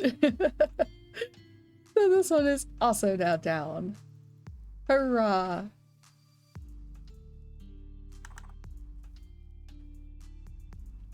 Once you win, if you drop both enemies without taking damage, the wind stills, their bodies slump. You check the path ahead, it looks clear. And then if you're still standing but injured, there's some text there. I should save some of the fun for y'all. Choose your trinket. In one of their packs you find something, and it feels familiar. This was yours. Choose one. A letter with your name on it, written in your hand. A silver coin, sun on one side, blank on the other. A mirror that reflects you, but older. A charm made of bone and fur, tied in red thread. Write it down. It's your trinket. It doesn't offer any mechanical benefit, but may come into the story in some way.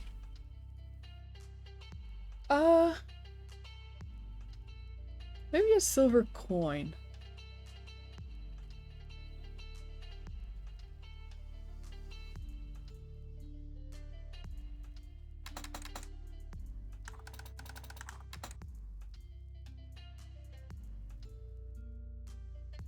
Scene 6. A rumbling. You've left Gallerand behind. The morning is brisk and you've followed no road. You rely on your instincts and manage to find a path. A mange. The path narrows to a ledge of fractured stone. Below you see trees and a thick fog. You step forward, but suddenly you slip. A deep rumble. The edge gives way. Stones fly. A boulder crashes between you and the trail ahead. You have seconds to act before the slope comes down with you on it. What do you do? Read your options. Build your dice pool based on the listed attributes. Roll that many d6s plus a d12. This is the shadow die. See below. Preparedness roll. I packed something for this. Describe what you pull from your bag. A climbing spike, a rope, smoke powder, or anything else. And roll a d6. And then it just says if you have it or don't. I could do an attribute check. Brace yourself and take a leap. You choose either mind plus shadow, or body plus shadow, or mind plus soul, and roll that many d6s. And then there's the shadow die. But first we'll roll. Let's see. I think.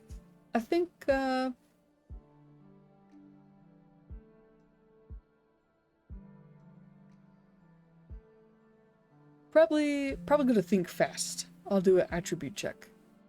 Brace yourself and take a leap. Right. So choose body plus shadow.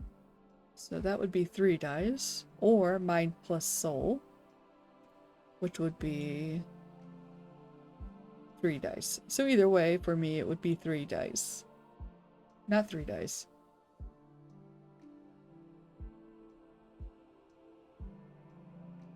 What am I talking about?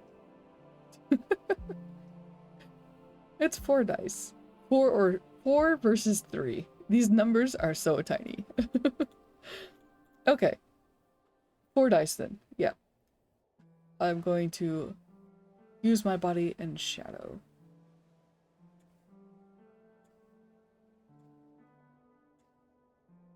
Oh, I have no successes. I take 1 light wound as I'm thrown from the ledge. So I'll take a light wound. And then shadow die. You must roll the shadow die alongside the check you choose. As a d12. I got a 7.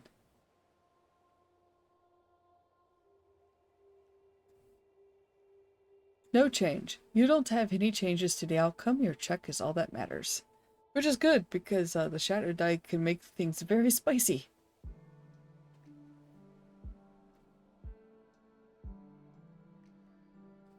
Note, hero points. You can mark slots here and spend them. Spend 1 to gain a boon on a round. Spend 2, or on a roll.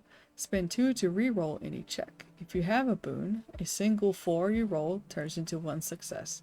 If you have a bane, single 5 you roll is ignored. Okay. Yeah, I did not gain any hero points for that. Scene 7, the hidden temple. Below the ridge within the cracked stone.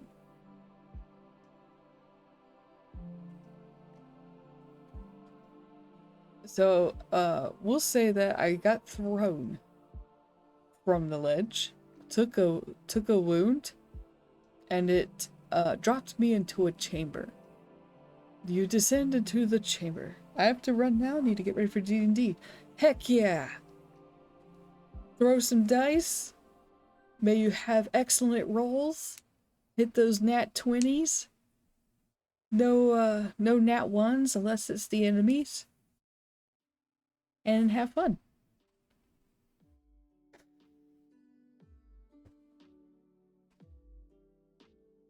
Let's see. I'm coming up on 2 hours, which means I've actually been at this for maybe about an hour and a half. So I'll keep going a little bit longer, and then I'll probably take a break real quick to eat some crackers, change my stream info, and then I'll switch over to playing Final Fantasy. Alright, so the Hidden Temple. Well, I've already read this part. But no, I didn't. I need to keep it together. My mind stat is very weak right now, guys. Alright, you descend into the chamber. It doesn't feel natural. Not entirely. The stone feels like it was man-made, carved in arcs. A ring of standing stones surrounds a shallow basin, lit by veins of glowing quartz. And within the basin are 4 eggs. Each rests in its own hollow, untouched by dust or time. So now we have 4 eggs. Gee, I wonder what's inside. Could it be dragons? And again, this is just a sample. There are more dragon types. But for the demo, you only get the 4. So definitely check out the full core rulebook if you like what you're seeing. So we got the blue egg. The family is moon. The egg is smooth and luminous, as if wrapped in silk. The green egg. The family is shard. Its surface is striated like layered stone with glowing green veins. The red egg. Pyre. The shell is warm to the touch. It is cracked slightly, like old volcanic glass. Yellow egg. Storm. This one crackles faintly as if just been struck by lightning. Okay. I have a fighting investigator.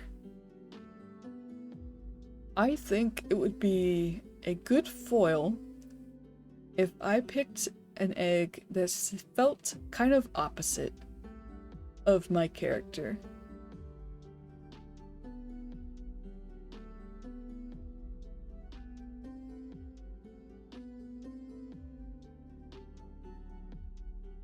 Let's see. So even though my character, I'm thinking maybe they're kind of a, because I picked kind of more tactical martial abilities. So even though they're a fighter and they're physically capable, I think they're also pretty, like, kind of intelligent. So they're kind of cool and composed. So I think something maybe a little wilder and less, like, stoic, less calm, more excited or excitable. And I think, let's see, I think the blue egg would be kind of more on the cool, calm side, so I'll skip that one. I don't really remember too much what shard dragons are like. I know the pyre ones kind of look a little bulky. So maybe between storm and shard.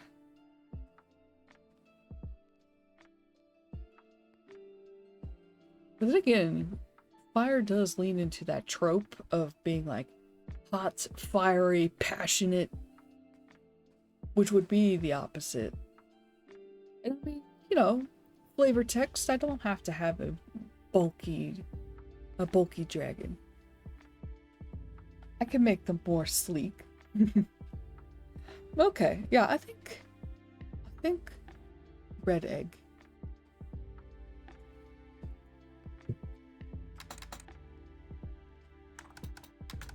Put that in caps.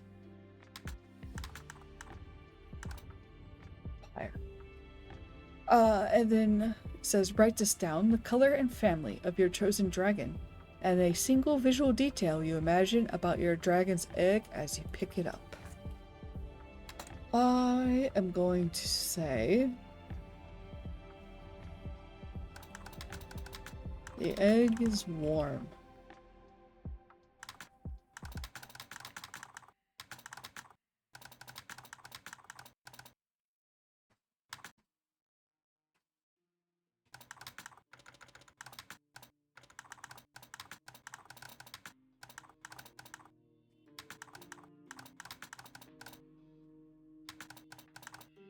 I don't even know the gender of my character. We'll just leave it as they.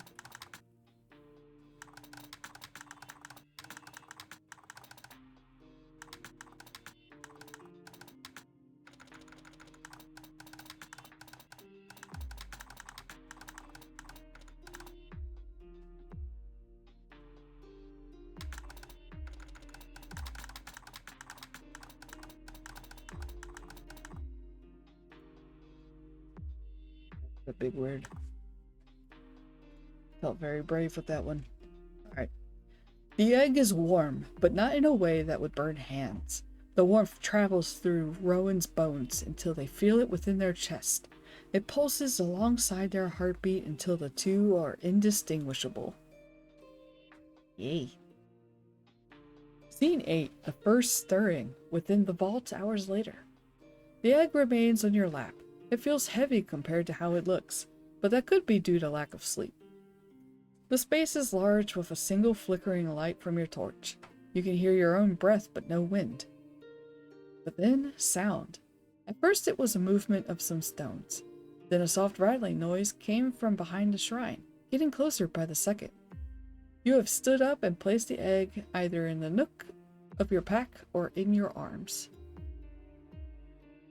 What do you do? Choose one of the actions, then make the listed check. Shield the egg. Body and soul. Retreat and hide. Shadow and world. Let's see. Probably going to shield. So shield is body and soul. 3, 1. So 4 dice.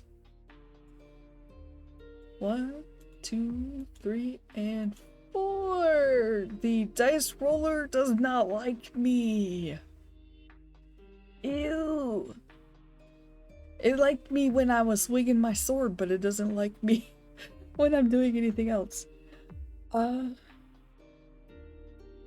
You're knocked down. The egg is untouched, but you feel a bit dizzy. You begin the next scene with 1 bane on the first soul or body check. Okay, I'm gonna jot that down.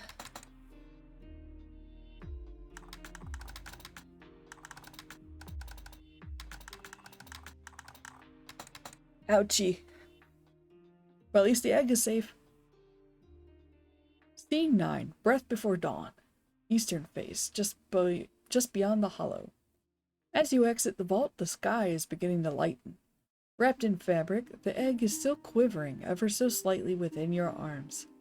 When you take a step forward, you feel actual wind blowing through your hair for the very first time.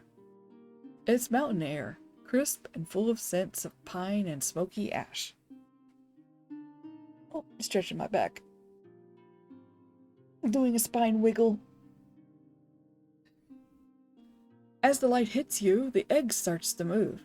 This isn't a slight shudder, so as you sit back onto one knee and place the egg on an exposed flat rock.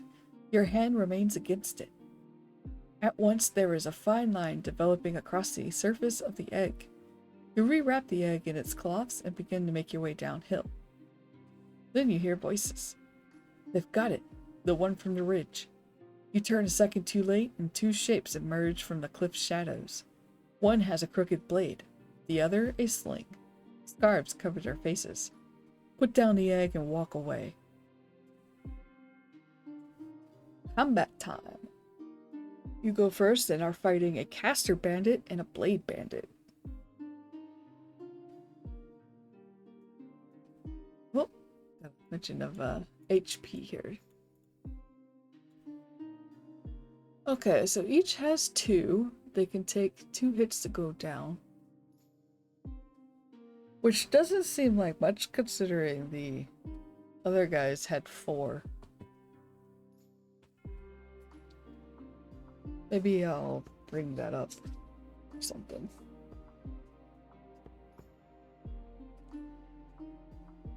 Alright, and it did give us a little map for this one.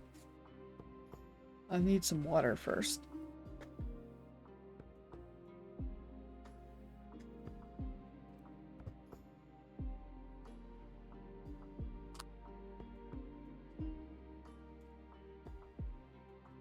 Oh, shoot, I didn't want to do that. I was just going to copy.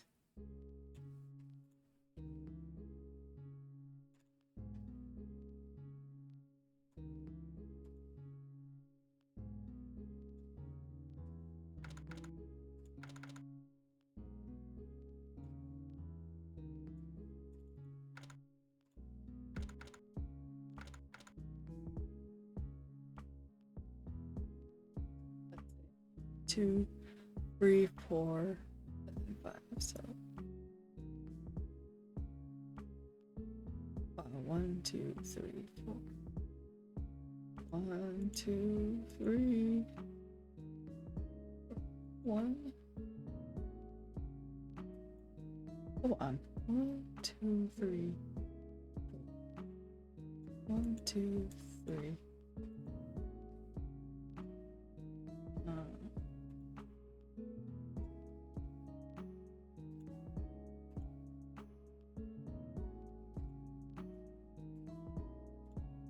1, 2, 3, 4. Okay, there we go.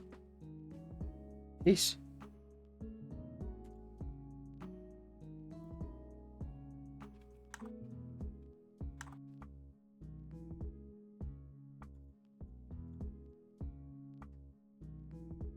Okay.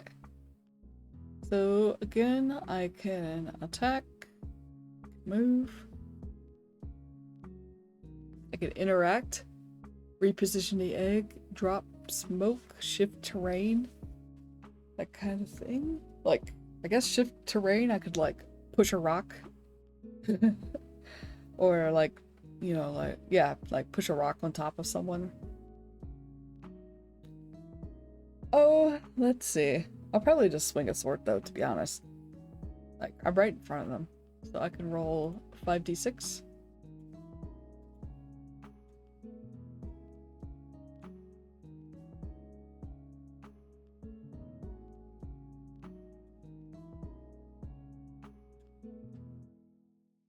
Okay, I got 4 successes. That, psst, I don't even have to look. Takes out that one. And my movement speed is 5. 1, 2, 3, 4, 5. So that would put me right in front.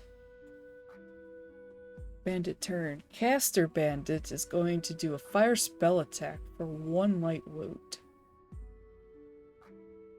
which I will negate with my defense slots. So honestly, I could probably just take the hit. Actually, no, because I already have 1 light wound. Never mind. I won't take the hit.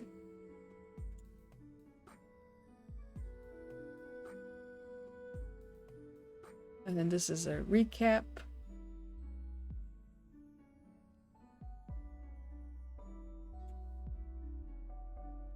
And if you go down, yeah, I'll just swing my sword again.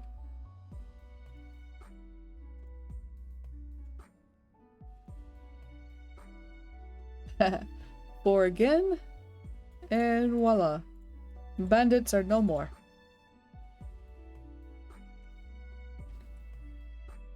Might ask to see if it was intended for them to only have 2 when the first ones had 4. But I mean, it is just a demo, so it's not like it has to be like super balanced or anything. Alright, if I won, I need to change that. Boop. And I have no wounds, at least not from the fight. The wind blows as you remain safe. The path ahead is yours to go through at your own pace. Then the hatching. The last bandit falls and you drop to one knee. The egg seems to be moving again. Crack. The fissure splits wider across the shell's surface. A second crack forks through it like a bolt. You barely have time to set it down. Your dragon has hatched. You see it fully now, and it sees you. It does not speak aloud, but its eyes seem to be asking, "Who are you?" Note down details on its character sheet. You know what? The demo does not include... the demo does not include the dragon sheet.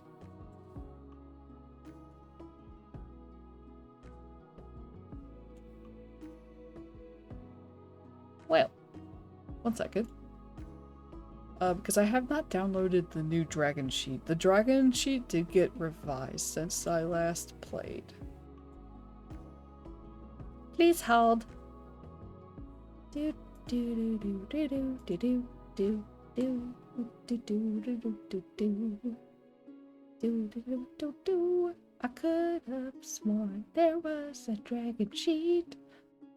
Maybe I was wrong. But there was only one file.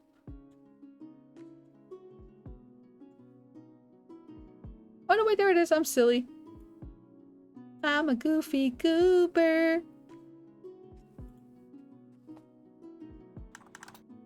Fire dragon. Level 1. Hatchling. Okay, your dragon has hatched. You see it fully. I've noted down its details. Everything is based on its family. Find information on pages 24 and 25. So all hatchlings are small size.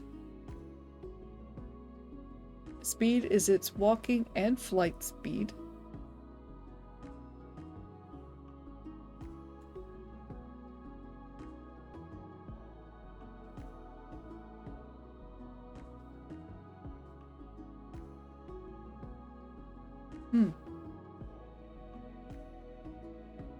However, there is no spot on here for that. So I'll just put it over here.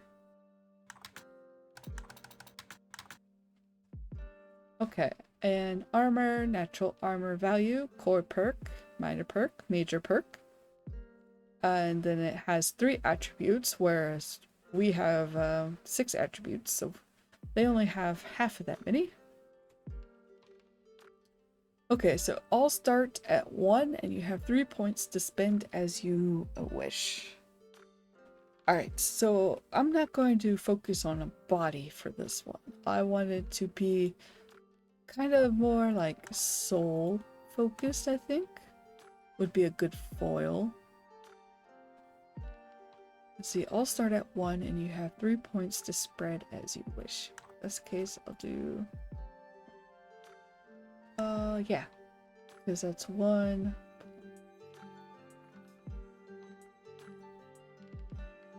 Alright, hold on. 1, 1. I wish I had like little counters. Okay, so I can put in 3. So yeah, no, I had it right. That's, or no, I only get 3 points. So this would actually be 3, 2, 1. Alright. Note down its defense slot pool, which is armor plus dragon's body at half your level.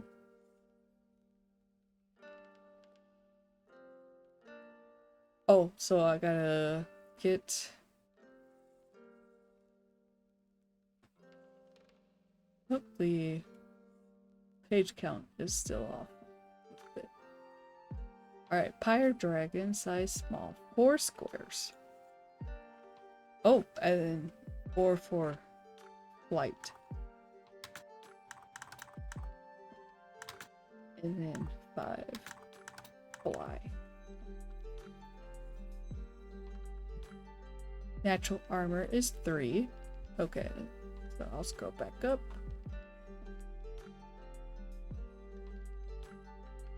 So 3 plus dragon's body, which would be 1, so that's 4. And then half of your level, which is 1. 4 plus 1 is 5. Bear with me here. I forget how to do math. Alright. You do not need to pick a primary attribute. Your dragon will use your own when needed. So see, we complement each other in that way. Because my primary is body. And this little fella doesn't have much body at all. Dragons share a wound track with you, which means if you or they take damage, you both mark the wounds. They have their own defense slot pool, but cannot spend it to prevent attacks aimed at you. Before I get further, let me go ahead and jot down the rest of these before I forget, because I will forget. So, attacks.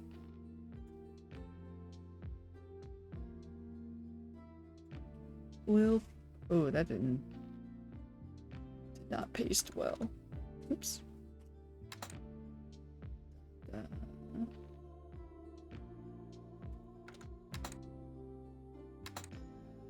we go.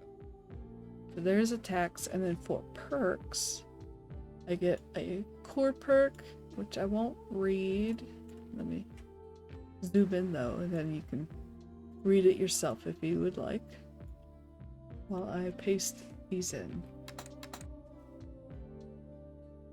Oh, minor perk. I get to pick one. Scorched Tide, Molten Roar, Lava Maul. Okay, so Scorched Tide would definitely be defense, body kind of thing. So I'm not going to pick that. Molten Roar. Once per short rest, unleash a roar of flame. Enemies within 3 squares suffer Frighten 1. Lava Maul. Spend 1 bond point to deal bonus damage equal to half the total damage dealt on a bite attack. Maybe I'll do... Actually, no. I'll do the Molten Roar. Okay, and then major perks. Volcanic. Spend 2 bond points. The dragon erupts in a blast of magma. All enemies within 2 squares suffer 4 wounds. Smoldering Rampart. So it's also kind of like creating a zone, and the enemies that enter it will take wounds. Ooh, 3 wounds. That's actually quite powerful. Or at least at this level.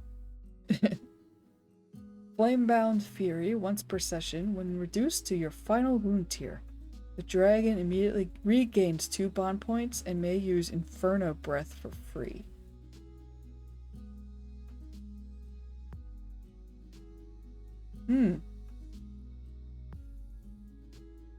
Oh, I like that one. This one is so dramatic. Fire Dragon names. I'm thinking maybe female. And then we'll do Thessa. There we go. And then there we go. That's that little hatchling.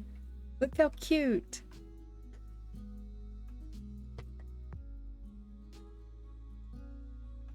Here, I'll show you the other two. Yeah, little cuties. Okay, I jotted those down. Yeah. Alright, so we have Thessa, and she is a Pyre Dragon hatchling. Her body is not that high, but she is very hot, very passionate. Alright, bond points. Your dragon begins with bond points at hatchling stage equal to 3 BP at level 1. So that is going to be 3. These are these are spent. Oh, these are spent to do certain actions or perks, and then you would see page 47 or whatever page that is. Refresh one bond point during a short rest or when the bond is meaningfully affirmed in play. Bond points refresh in full after a downtime. Define its pillars. This step defines your dragon's emotional identity and the foundation of your bond. You may pick from the list if you don't want to write your own. You can also roll a d6. I think we will roll dice. Oh! Could we rename the dragon to Tai Cheeky Chili? Ghost wants to name a lore snippet. Could we rename the dragon to Tai Chili? Lol. We can. Okay, so Tai wouldn't work, but we could nickname her as Chili Pepper. Like a nickname could be Chili Pepper, aka Chili Pepper.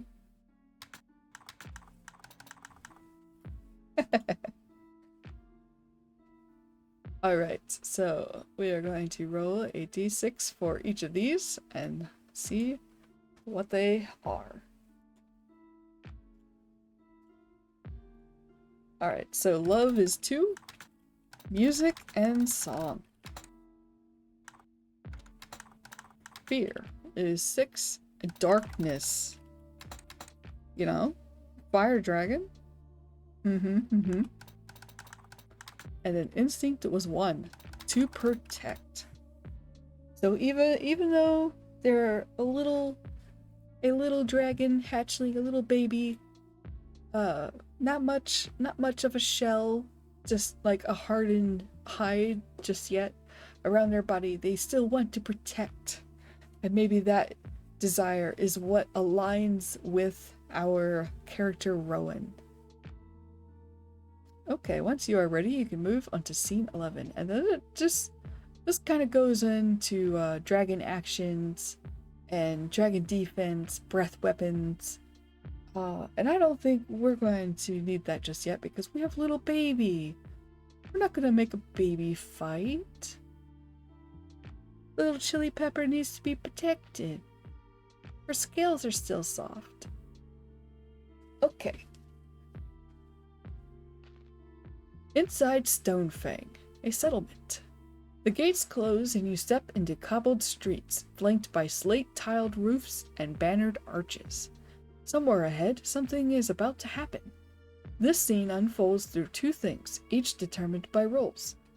1d12 to determine the event, and then 2d6 to determine the detail and complication.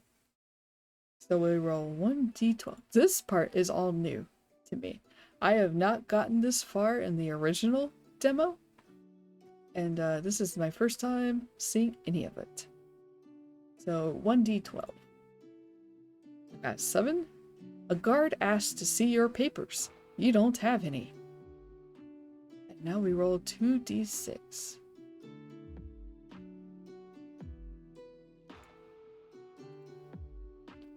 So I got a 6. Someone recognizes you or your dragon. And a 1. Or, oh wait, am I supposed to... I think I'm supposed to add it together. So I got 7. A child asks your dragon a question you don't know how to answer. Write down, how does your character respond? Does your dragon intervene? Does this moment reveal something about you? Okay. So, a guard has stopped us to ask to see our papers. Papers, please. I don't have any papers.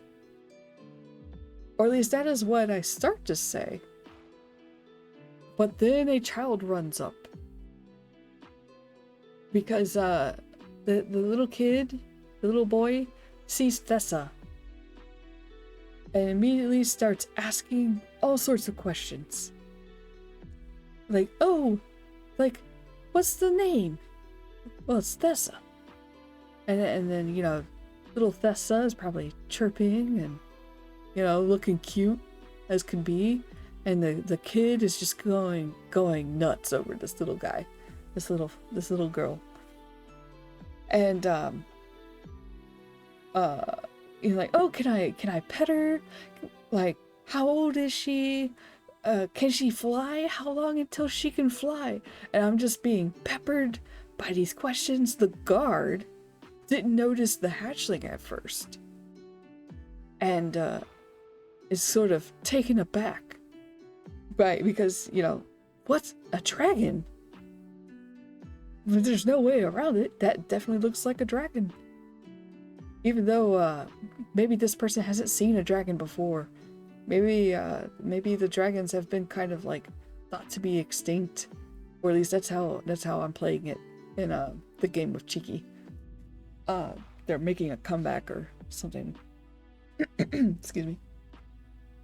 So the guard is completely thrown off. Has forgotten that they were going to ask me for papers.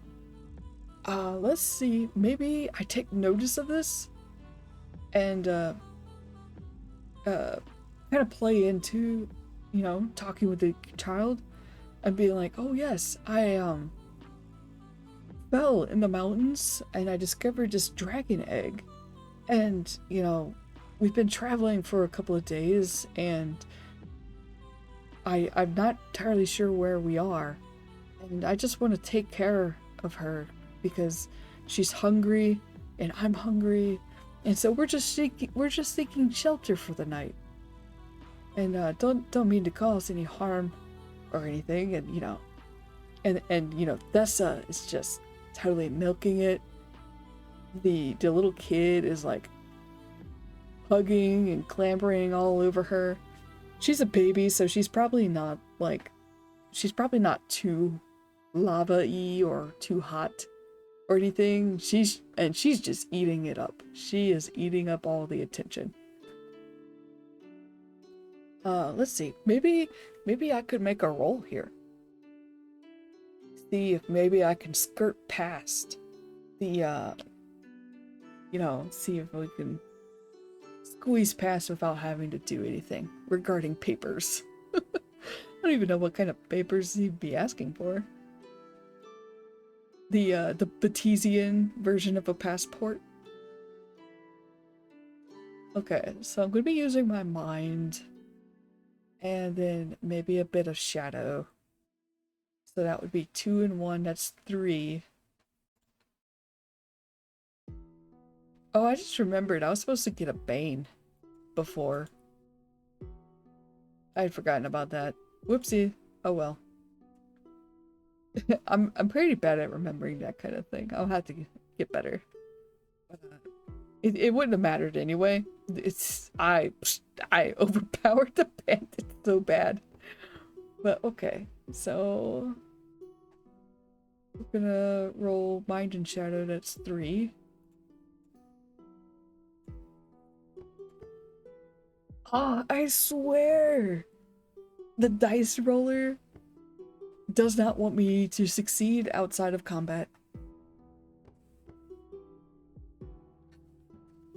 So it fails. Maybe because I don't have papers, because I don't want to distract from yeah. I don't want to distract from the demo too much. Like, I don't want to go rocketing off. So instead of being sent to an office, maybe he just collects like a fee, like a toll fee kind of thing or something. I don't know. I'm not entirely sure why he would be asking for papers in the first place. But okay, so let's see, what kind of fee? We rolled, let's see, so thinking about what the price of bread would be, I think bread would probably be like 5 Draviks, if I'm remembering some things from the core rulebook right. So, like, if it's kind of like a a traveling fee or something. Then maybe 35 will be left. Like, it'll be like a 5 Dravix. So I lost 5 Dravix. And then he lets me on my way.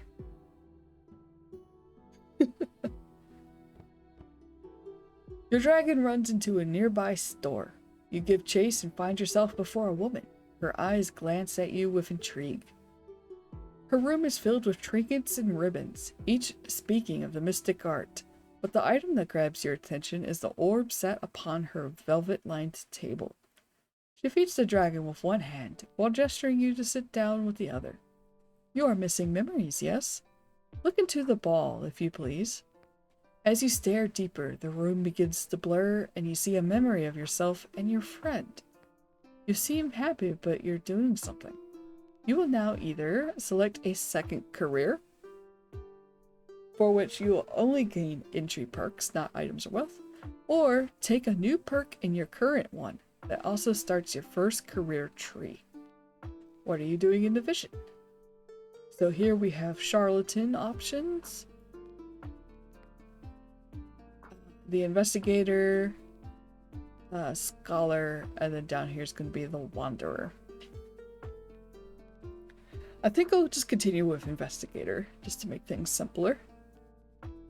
Okay, so this is entry perks if this is your second career, but it's not. So I get to choose from, I get to choose a tree and then one sub perk.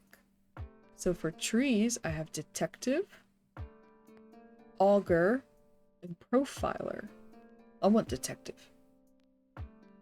Perk 1, you piece it together.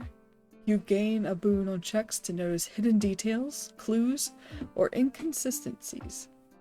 Perk 2, medical examiner. When studying a corpse or injury, you gain a boon when determining the cause of death or trauma, and whether it was accidental, staged, or unnatural.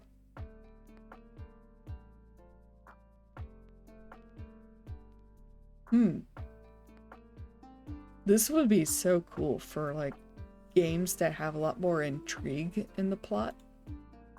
And then we have kind of more of a general. I think I have something similar to this one.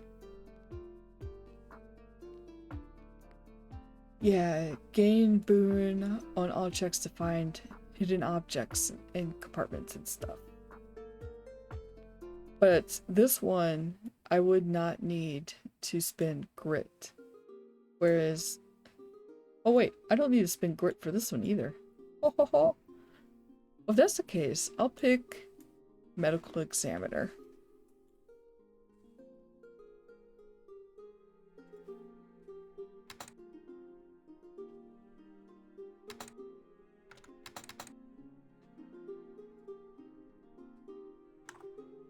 Sounds fun.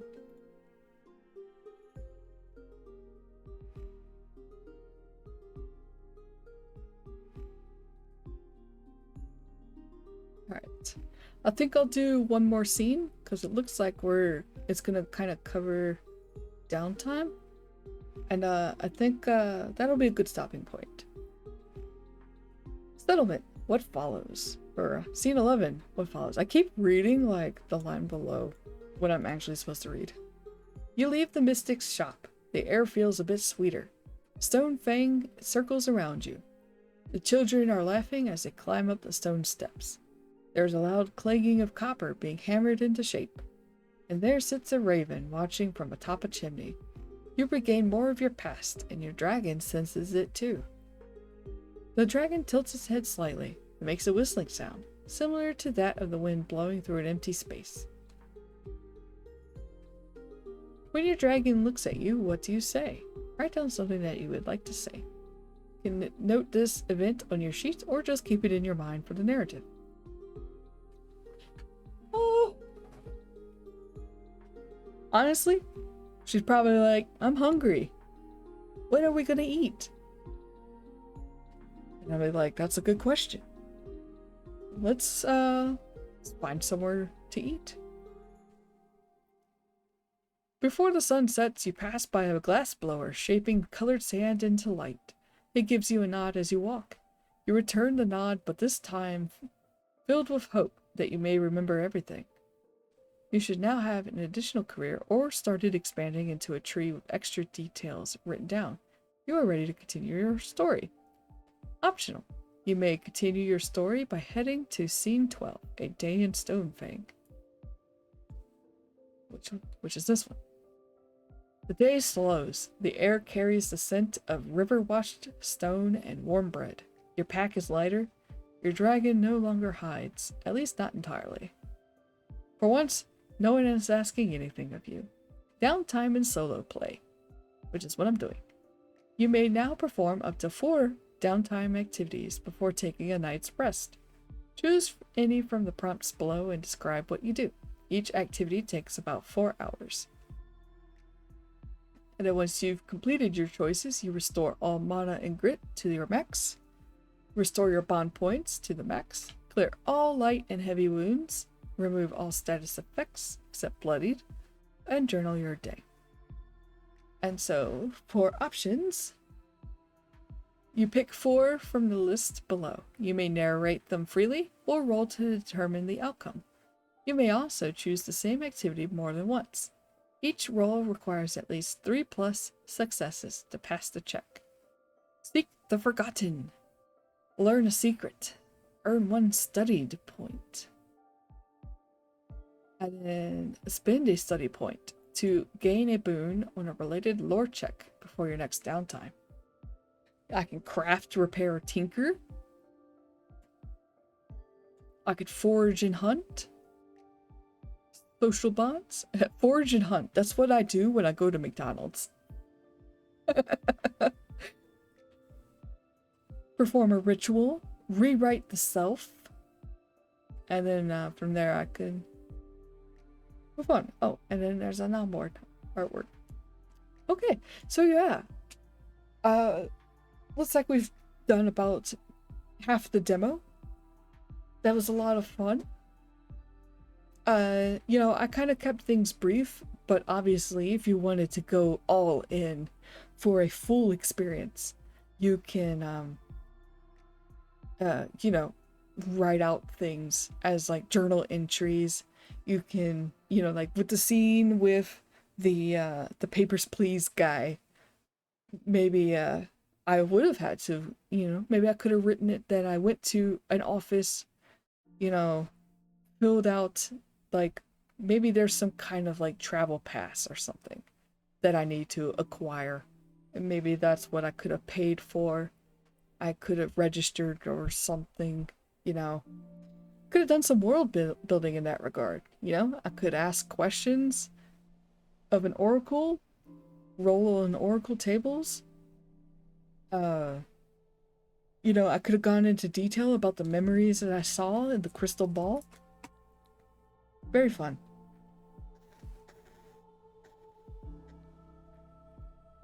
Alright, so I might come back and do the next part of this because I don't know what all this covers.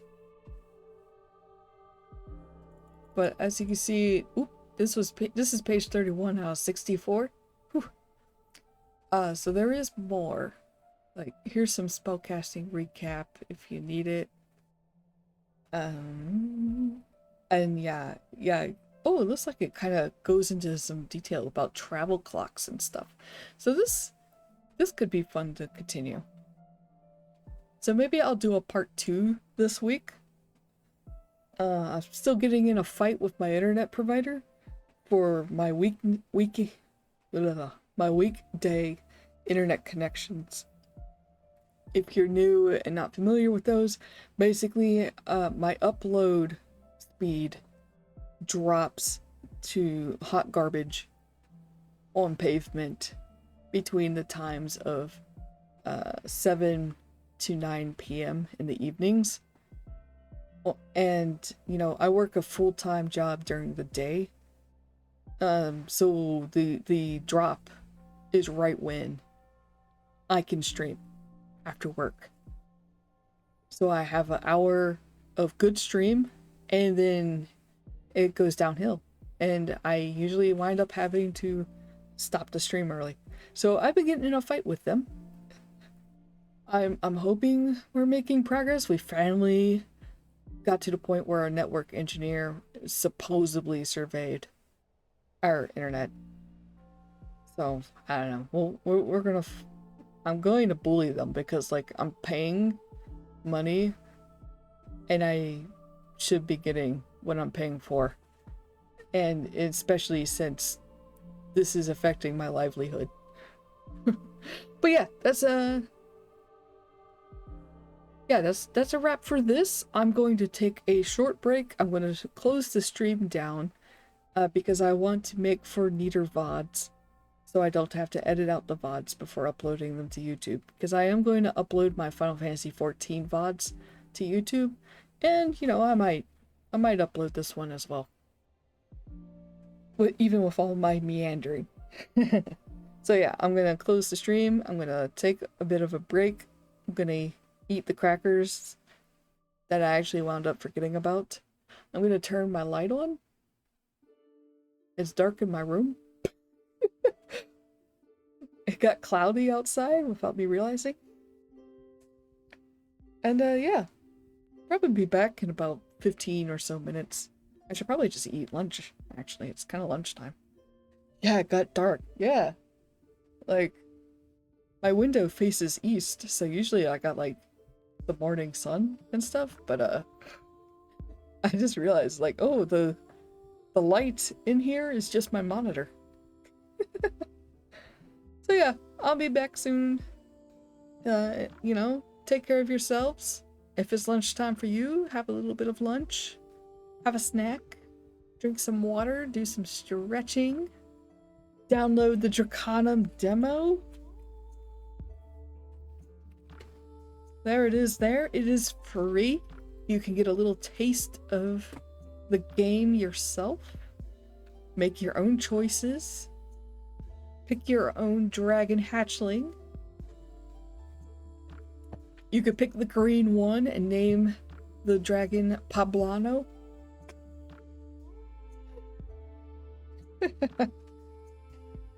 And yeah, I'll be back.